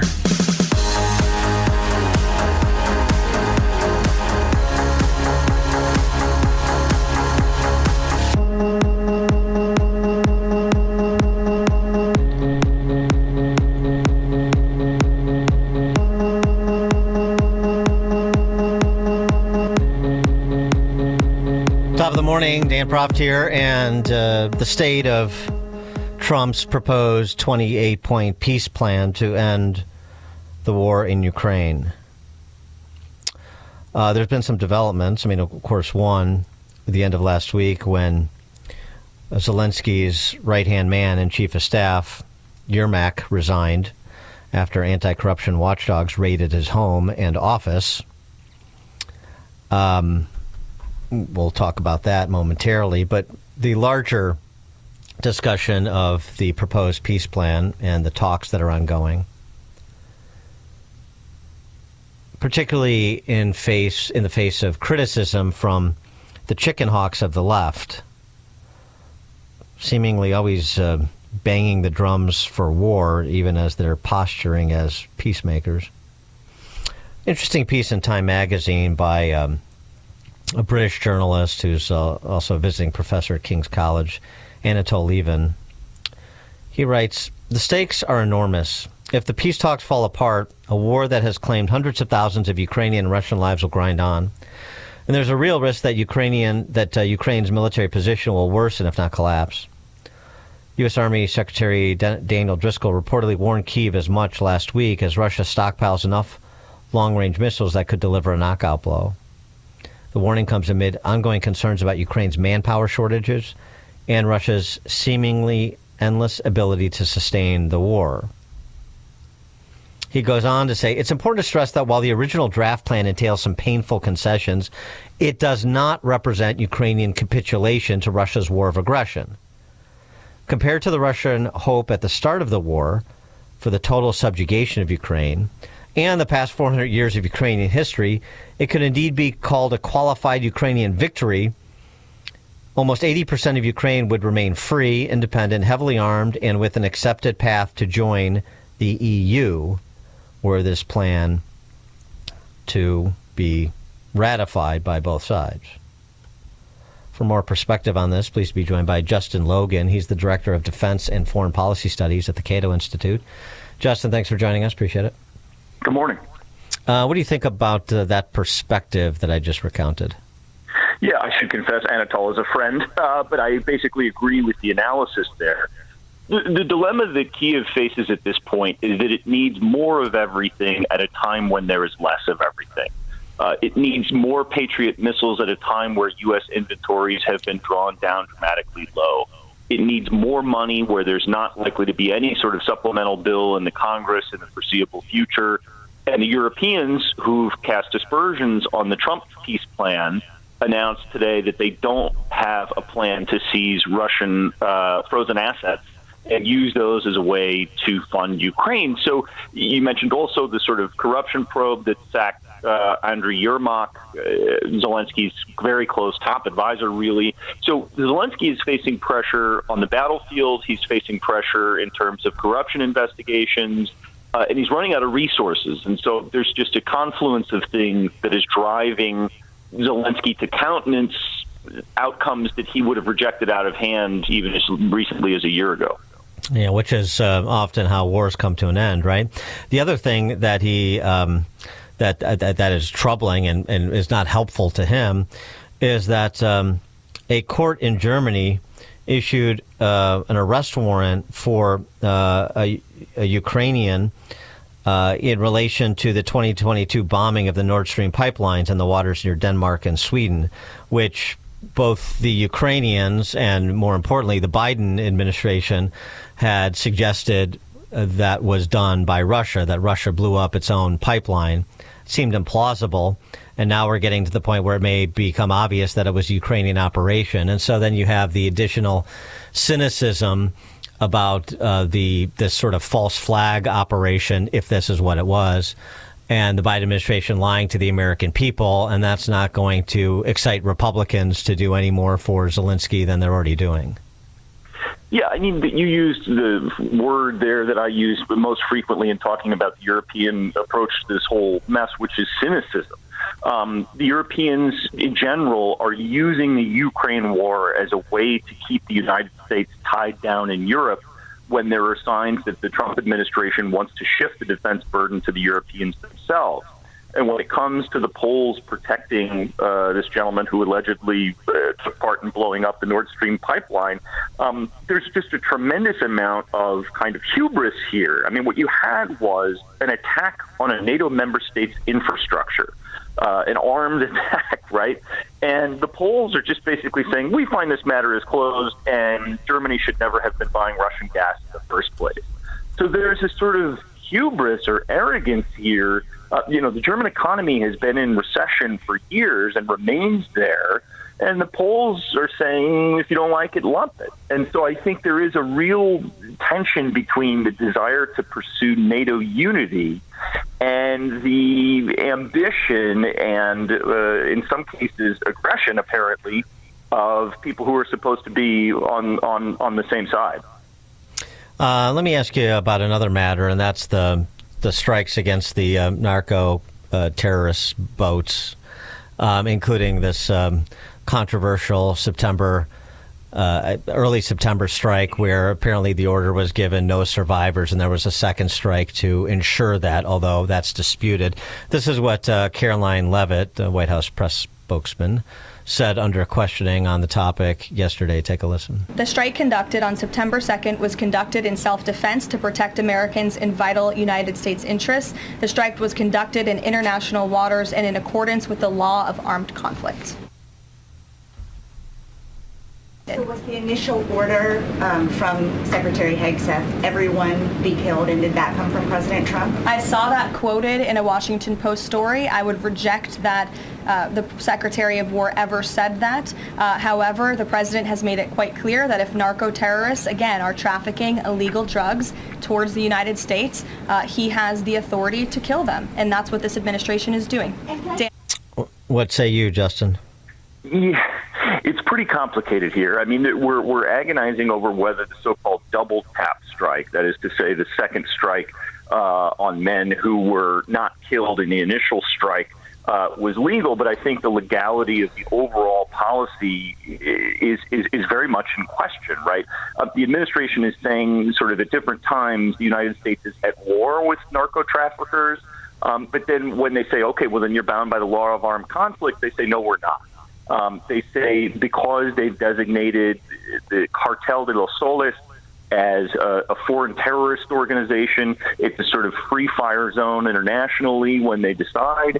And that they're just making legal claims that, I should confess I'm not a lawyer, but that really strain credulity to the breaking point. So I think there's going to be a week-long maybe news cycle where the blame for this double tap strike is going to get passed back and forth from Hegseth to the SOCOM commander.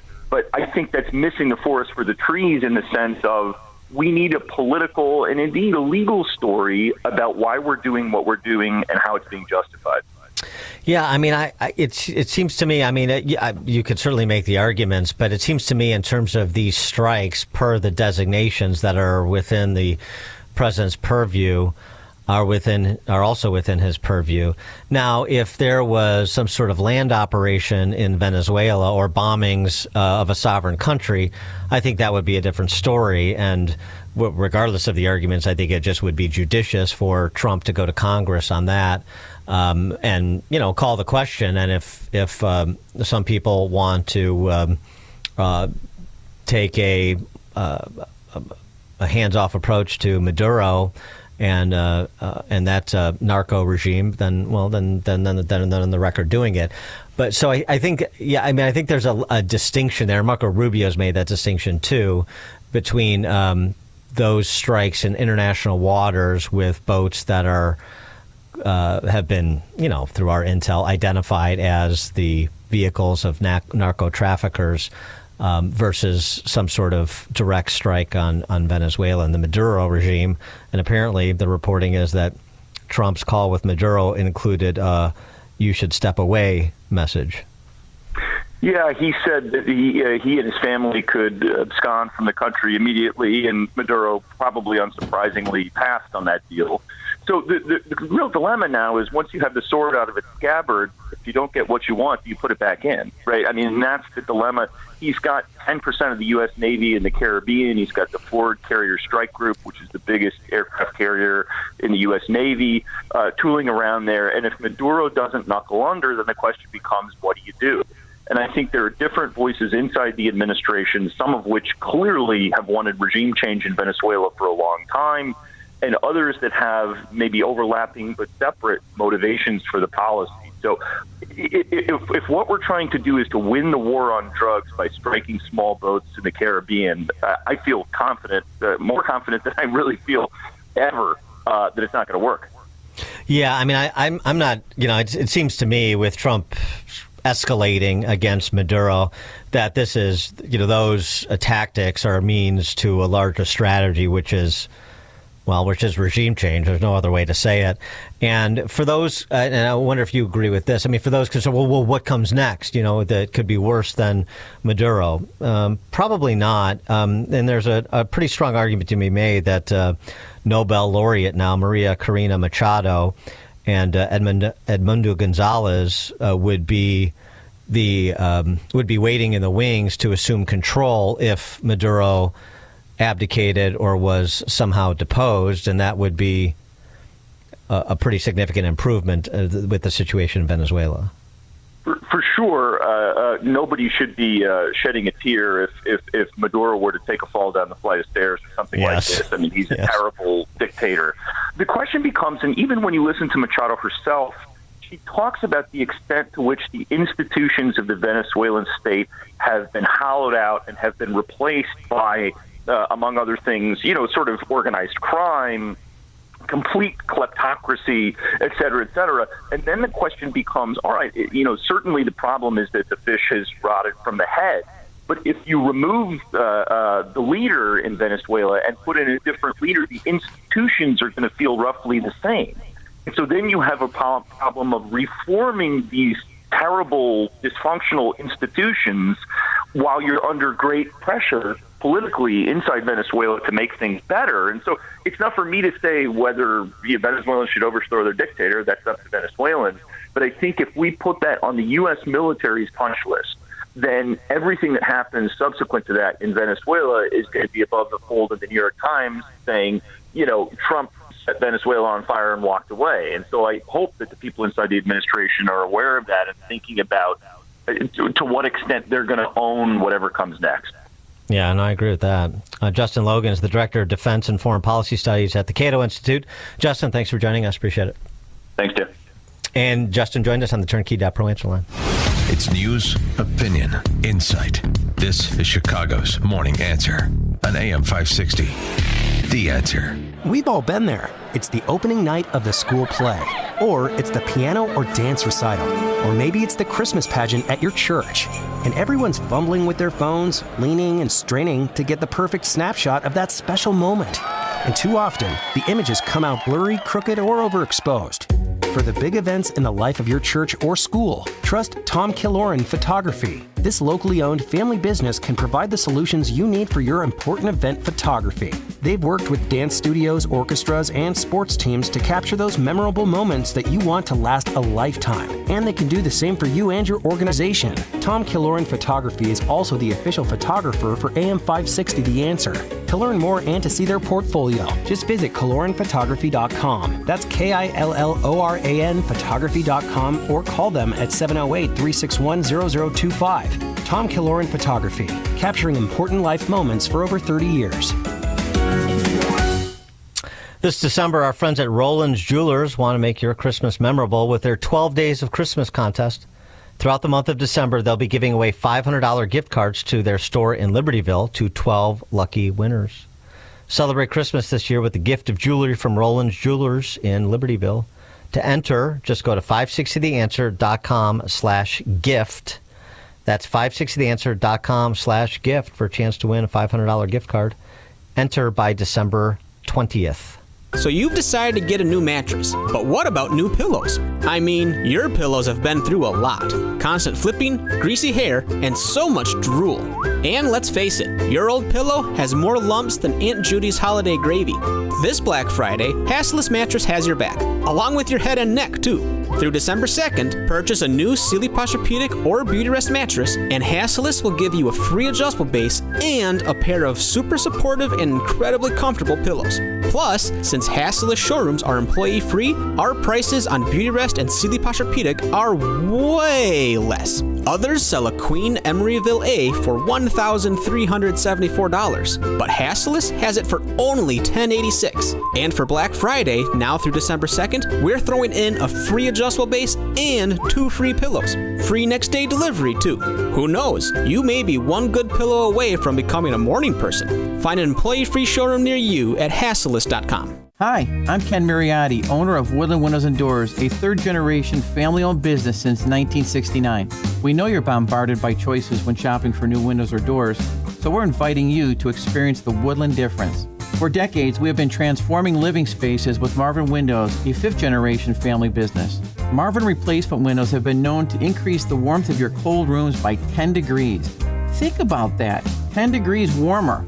When you welcome Woodland into your home, you will get a product expert to transform your living spaces full-time, dedicated professional installers that you can trust in your home, along with the best products like Marvin. These are the reasons we're proud of our 5-star reviews and family legacy. No gimmicks, no pressure, and upfront pricing are why Woodland Windows and Doors is your trusted window and door expert in Chicagoland. Visit woodlandwindows.com to book your free in-home expert consultation. That's woodlandwindows.com, or stop by our showroom at the corner of Lake and Geary in Roselle. We couldn't decide if we needed in-home care for Dad. Right. Just some help here and there with bathing, organizing his meds, a walk through the neighborhood. Oh, exactly. But everywhere we looked, we had a 4-hour minimum. It was more care than he needed, and it didn't make sense to spend extra for it. Then we found Senior Helpers of Naperville Southwest. No minimum hours. We were shocked. Now a caregiver stops by once or twice a week for just an hour or two to help with the small things that make a big difference. And Mom loves the visits.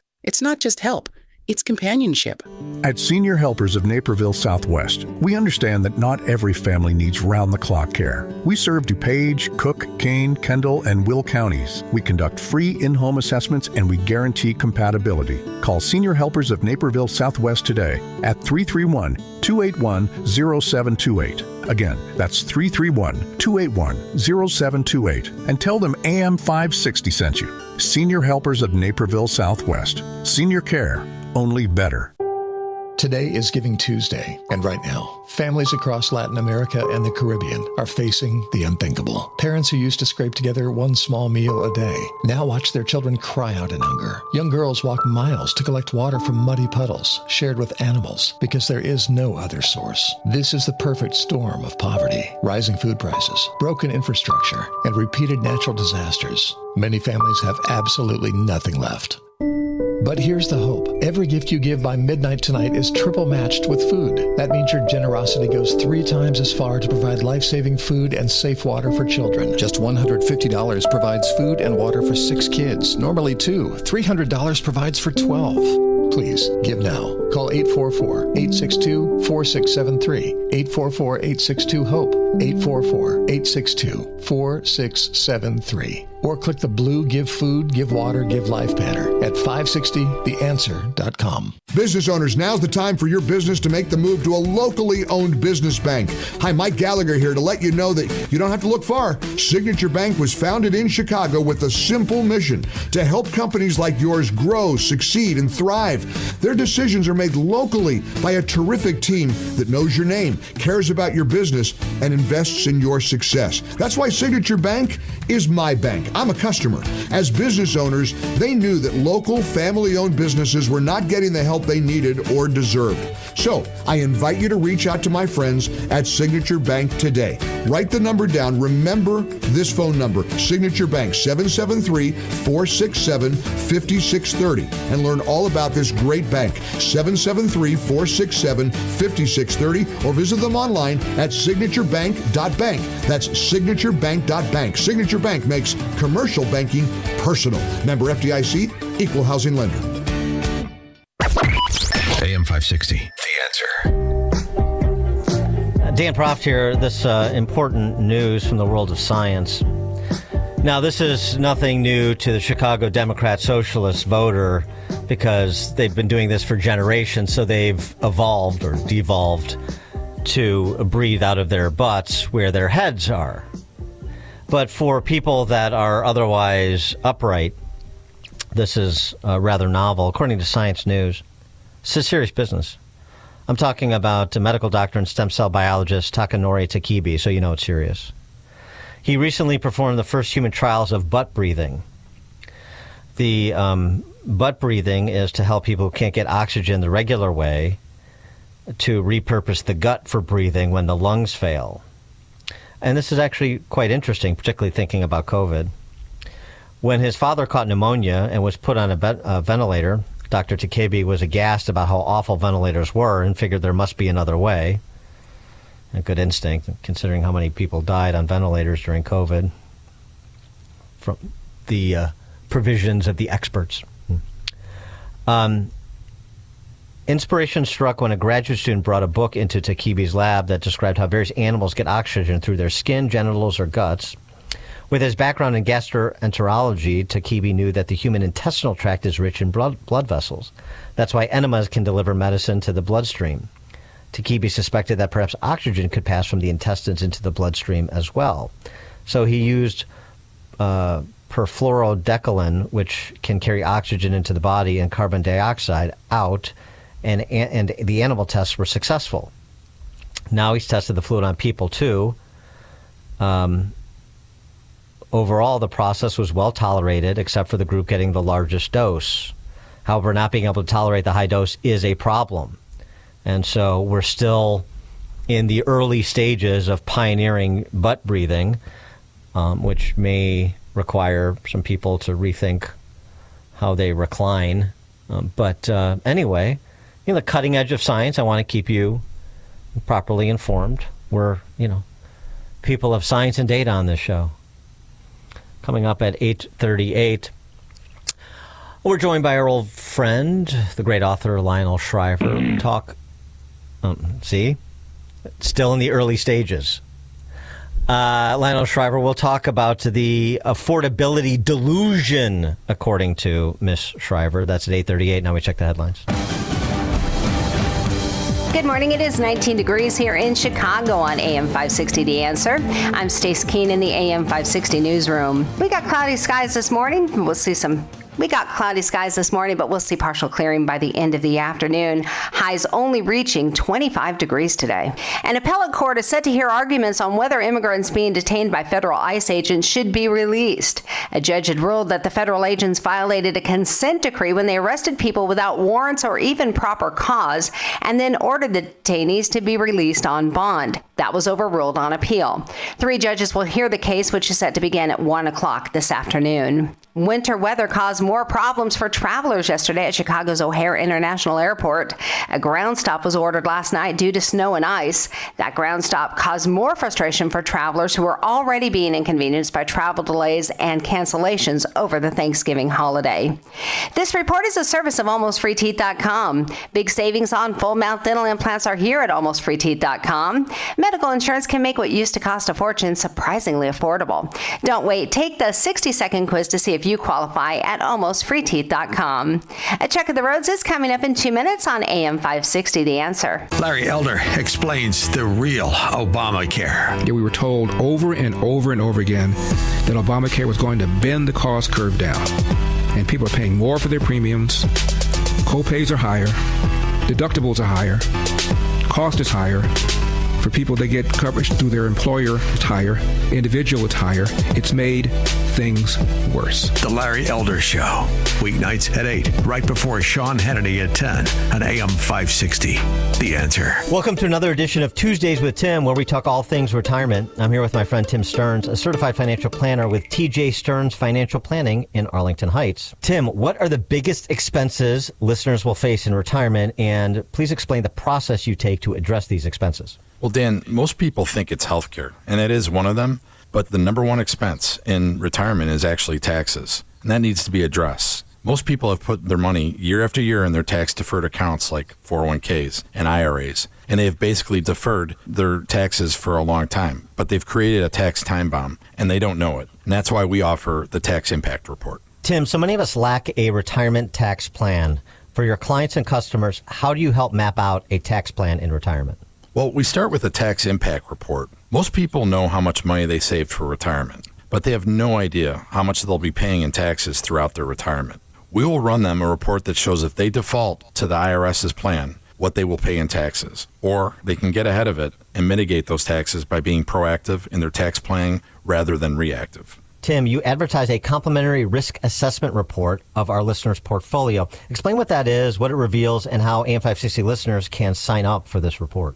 Dan, we found that many of our listeners do not understand how much risk they have in their underlying portfolio. The strong stock market has made investors lackadaisical in their approach to risk in their hard-earned portfolios. We can ascertain how much risk is actually in their portfolio, and most importantly, show them tools that can help mitigate that risk. Thank you, Tim. If you're in your 50s or 60s, I want you to speak with my friend Tim Stearns. Tim will help you structure and optimize your savings to prepare for 20 to 30 years of enjoyable retirement. Call Tim today to schedule your free consultation and get your free risk report. That's 1-800-640-2256. Again, that's 800-640-2256. Tell him I sent you when you call 800-640-2256. This past year has been one of the hardest in MyPillow's history. It's because of you that they are making it through. They want to thank you for your continued support by extending their wholesale prices on classic MyPillows. Get standard classic MyPillows for only $14.98. It gets even better. Upgrade to a queen size MyPillow for just $18.98. King size only $1 more, or multi-use pillows for only $9.98. Get body pillows for $29.98 with a free pillowcase. So go to mypillow.com or call 800-489-0201 and use promo code LIBERTY to take advantage of these wholesale prices, including the standard size MyPillow, originally $49.98, now only $14.98. Queens $18.98, Kings only $1 more. That's 800-489-0201 and use promo code LIBERTY. Order $100 or more and your order ships absolutely free. We know MyPillow products come with a 10-year warranty, but MyPillow has just announced that they are extending their 60-day money-back guarantee. That's right. Orders placed between now and December 25th will have their 60-day money-back guarantee extended through March 1st, 2026.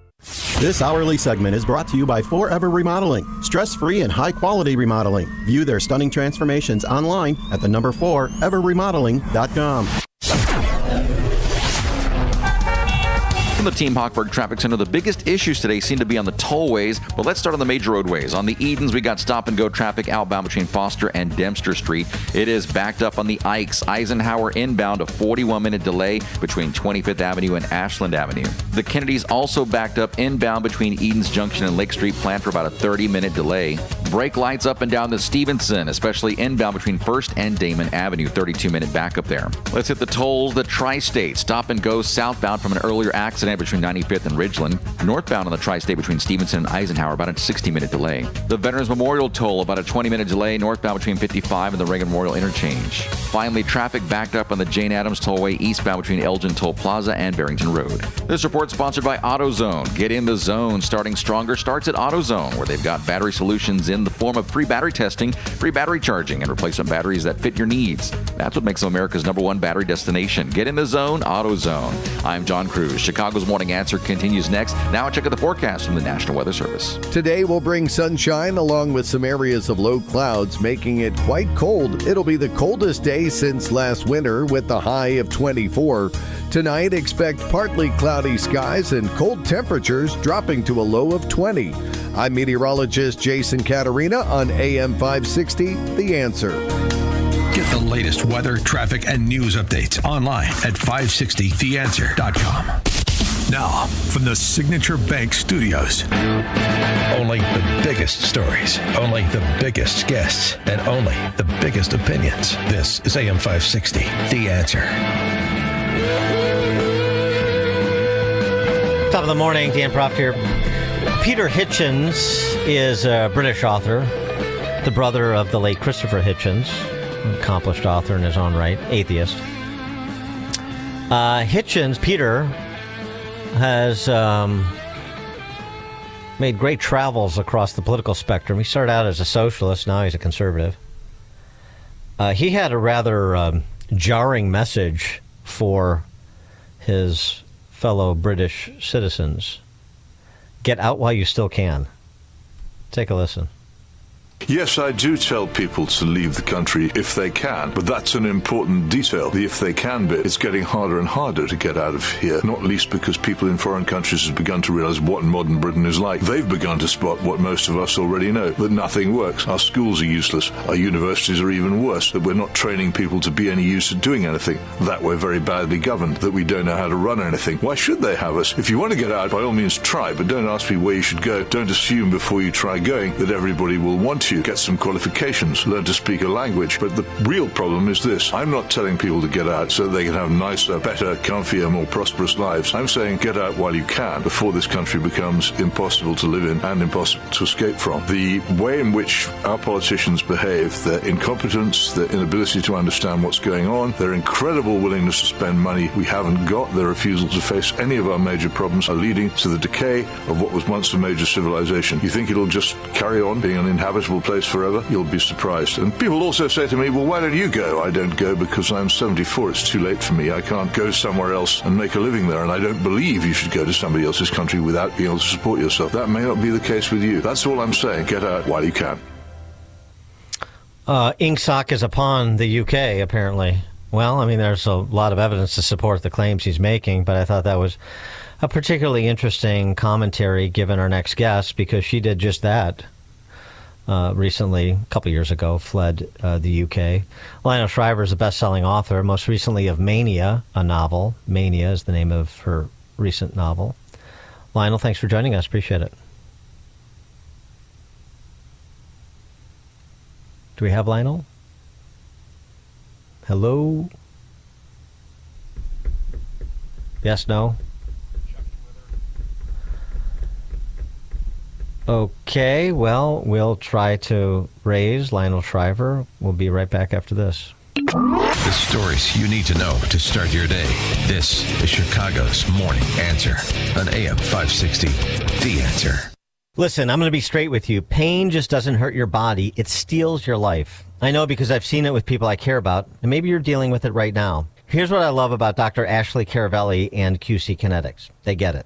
They're not pushing surgery. They're not handing out pills. They're using your body's own healing power to fix what's broken. This is cutting edge. I've talked to people who've been through this. These are real results. No going under the knife, no medication fog, no sitting on the couch recovering, just your body doing what it was designed to do, heal itself. QC Kinetics gives you long-term relief. Make 2026 the year you get back to living without pain. They've got weekend appointments, free consultations, and you can use your HSA or FSA spending accounts. Your first consultation is free, so don't hesitate to call to find out more. Call 312-827-6261. Again, 312-827-6261. One more time, that number is 312-827-6261.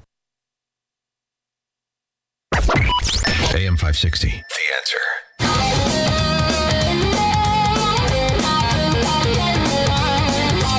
Okay, I think we have Lionel Shriver now. Best-selling author Lionel Shriver, her most recent novel, Mania, a novel. Lionel, thanks for being with us. Appreciate it. Always a pleasure. So, what did you make of what Peter Hitchens had to say about the UK? Get out while you still can, if you can go somewhere else and make a living. Well, I have already taken his advice a couple of years ago. I saw the writing on the wall. I should clarify that I lived in the UK for 36 years. So it was a big deal for me to leave. But I was already experiencing a country that, as Peter observed, simply doesn't work on a number of levels. And I had a feeling things were only going to get worse. It was obvious at that point that a Labour government was going to come to power, not because anybody especially wanted a Labour government, but they were sick of the Conservatives. So it was a kind of protest vote, which has proved to be self-destructive, because Labour is like the Democrats, only worse. They tax and spend, and the UK can't afford to spend beyond its means. I mean, right now, the UK is potentially caught in a doom loop already. They are borrowing money just to pay the interest on the money they've already borrowed. Mm-hmm. And that means paying your mortgage with a credit card. Right. Right. Yeah. Well, I mean, just since you're such a keen observer of the human condition, and since we're tracking in this country, not exactly, but I mean, we're on a lot of dangerous tracks ourselves. I mean, as you watched over time, what were the leading indicators that the UK was starting to slide away from what it had been and what it could be? Well, its infrastructure doesn't work very well. If you want to travel anywhere, I mean, it does have a train system. That's the way most people get around more than plane, because it's on a very much smaller scale than the United States. But you can't count on it. So that if you have to be somewhere to do something for work, the chances are you're not going to make it, right? Because the train's going to be canceled, or it's going to be late, or you're going to miss your connection. And that's just one example. The housing is insanely expensive because I mean, most of all because of immigration. They have imported something like 10 million people in about 20 years, and it's a fifth the size of the United States. So they can't, just on the level of housing alone, this has been a disaster. Because all these people have to live somewhere, and they're not building enough houses. And then there's the cultural issue. I mean, you're getting a lot of fragmentation, social fragmentation, because a vast number of these recent immigrants are Muslim and are not a natural fit for a culture that is Judeo-Christian historically. So, immigrants tend to, as immigrants do where I live in Portugal, they cluster together, right? It's a normal impulse to want to be around your own kind, people who understand you, speak your language, have your religion, think the way you do, and that's what happens. So you basically get huge ghettos that are disconnected from the rest of the country. And so, for the native Brits, it's like, what happened? This doesn't look like my country anymore. I mean, there's nothing wrong with a slow, steady level of immigration, bring in fresh blood, new ideas, people who think differently. That's the progressive fantasy. But when it's huge numbers of people that you cannot integrate, it creates huge division and in Britain, quiet resentment. It's like, what happened to my country? I don't feel at home. These are not my countrymen. Why are we doing this? And then the other problem that Britain has, which is also related to immigration, is massive welfare dependency. And it's not only among immigrants, it's high among immigrants, but it's also a huge problem with the domestic population. And that includes a lot of younger people who have discovered that if they say that they have problems with anxiety or depression, they can get not just on standard welfare, but disability, which pays much better. And the UK has made the same mistake that a lot of Europe does, is making it pay better to be on state benefits than to be to work in the private sector and pay taxes. And that's the other thing that's going on in the UK.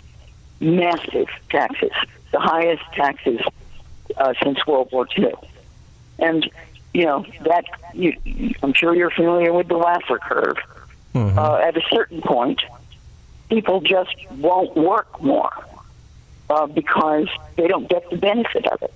Or they move to Portugal. And that's why they moved to Portugal. I mean, that was a big motivation. Oh, and you just want a little detail. One of the things they brought in, starting the next tax year, and I knew this was coming, and there was absolutely no way I was going to submit to it. For self-employed people, not only do you obviously have to file a yearly tax return, that's perfectly normal, but you have to file 4 more tax returns quarterly. So you have to file returns 5 times a year, and you have to upload, you have to scan and upload a copy of every single receipt so that the government has access to it. Uh-huh. So the amount of bureaucracy on their behalf, to no benefit of anyone, right, is so obnoxious that on the basis of that single new law alone, I would have left the country. And despite some rhetoric from Keir Starmer in the direction of border security and rethinking immigration policy, would it be fair to say that at present, there's not the political will in the UK to do much of anything to address the problems you've just described? No, it's all. I'm afraid it's all rhetoric. I mean, it is the source of. I have to say, it is no exaggeration. Massive popular rage, because these people who are coming in on rubber dinghies crossing the channel from France. By the way, right there, they're claiming asylum, but they're leaving France. Right. So, what is the problem? The croissants aren't made with butter anymore, and they're not. Then they get picked up by the Royal Navy, right? Like a taxi service, taken to Britain, put in 4-star hotels, given a weekly stipend, a new cell phone, and 3 meals a day, and snacks 24/7. I mean, and they're kicking out. These hotels, they're all over the country. They're incredibly expensive for the state. And these are places that locals used to get married, have receptions, celebrate wedding anniversaries. No longer, right? So you take all these institutions out of public use, and they're almost entirely housing young men from they're overwhelmingly from the likes of North Africa and the Middle East. And then politicians, really across the board, sort of like we have here, but probably even worse there. Obviously Labor, but probably some wishy-washy conservative, so-called conservatives too. Then they intercede here and talk about the affordability crisis and how they're going to address the crisis that they created. Yes, well, I mean, one of the main things that makes it unaffordable to live in the UK is the tax system. So you can talk about the affordability crisis. But exactly, they created it. I know that there's sort of it's a sort of a two-pronged problem. One is they are riding to the rescue to address the problem they created. The other issue is the way they attempt to address it is by more state manipulations and central planning. So they use the very tools that created the crisis to try to solve the crisis, which exacerbates the crisis. Yes, and that's especially the case in the likes of housing. One of the reasons, and this is also the case in the U.S., that the reason that we have a housing crunch is that everything's overregulated, and getting planning through is a nightmare. All the environmental regulations, etc. So, yes, people in government always think that the answer is more government when the problem is the government. Do you think that London is going to cease to be a great city and a center of commerce the way that we're talking about it in the U.S. with respect to New York, Chicago, L.A.? I can't predict what will happen to the financial industry, which is really what keeps everything going. I don't have up-to-date figures, but the last time I looked at it, the financial industry was something like 25% of the UK tax take. But I know that a lot of firms have been leaving and ended up in New York. London is nothing like what it used to be, and things sneakily fall apart little by little and change in a way that when you're there you don't exactly notice because it's gradual. But in the time that I lived in London from '99 to 2023, it completely changed demographically. So it's now as of 2021, so it's worse. This number is lower now. But in 2021, only 37% of London were white British people. And it's basically completely taken over by immigrants from very alien cultures.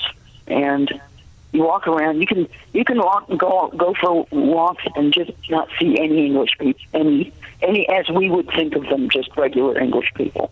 You can go for a walk for an hour and not see one. It's bizarre. And this is the capital city of the United Kingdom, and it's full of foreigners. And it's dismaying. It's no longer an English city. Lionel Shriver, best-selling author, most recently Mania, a novel. Lionel, thanks as always for joining us. Appreciate your time. You're welcome to it. And Lionel Shriver joined us on the Turnkey.Pro answer line. This is Chicago's Morning Answer on AM 560. Merry Christmas, you filthy animal. The Answer. Today is Giving Tuesday, and right now, families across Latin America and the Caribbean are facing the unthinkable. Parents who used to scrape together one small meal a day now watch their children cry out in hunger. Young girls walk miles to collect water from muddy puddles shared with animals because there is no other source. This is the perfect storm of poverty, rising food prices, broken infrastructure, and repeated natural disasters. Many families have absolutely nothing left. But here's the hope. Every gift you give by midnight tonight is triple matched with food. That means your generosity goes 3 times as far to provide life-saving food and safe water for children. Just $150 provides food and water for 6 kids. Normally 2. $300 provides for 12. Please, give now. Call 844-862-4673. 844-862-HOPE. 844-862-4673. Or click the blue Give Food, Give Water, Give Life banner at 560theanswer.com. Imagine spending your holiday season with family, not IT headaches from work. With managed IT help desk services by Access One, you get 24/7 expert support, an IT team that never takes time off for roughly the same cost or less than one IT person. Access One's IT help desk is a local center here in Chicago, ready to help 365 days a year, so you have less IT downtime and no IT staffing issues. You deserve to enjoy your holiday season with family, eating home-cooked meals, not getting interrupted with IT issues. Access One can give you peace of mind during the holidays. It's a gift to yourself and your company. To speak with an Access One agent, call 800-654-1555. Access One is now offering a 90-day risk-free trial so you can discover how they fix IT for good. Learn more at accessoneInc.com/guarantee. IT support tickets piling up? Not anymore. Hand off your help desk to Access One. accessoneInc.com. AM 560. The Answer. Thank you for joining us on another installment of Chicago's Morning Answer. Don't forget, today is triple match for Food for the Poor, so give us a call. Visit the website, 560theanswer.com. Triple your donation today, Giving Tuesday. It's now 9 o'clock, AM 560 WIND. A lot of lawmakers want to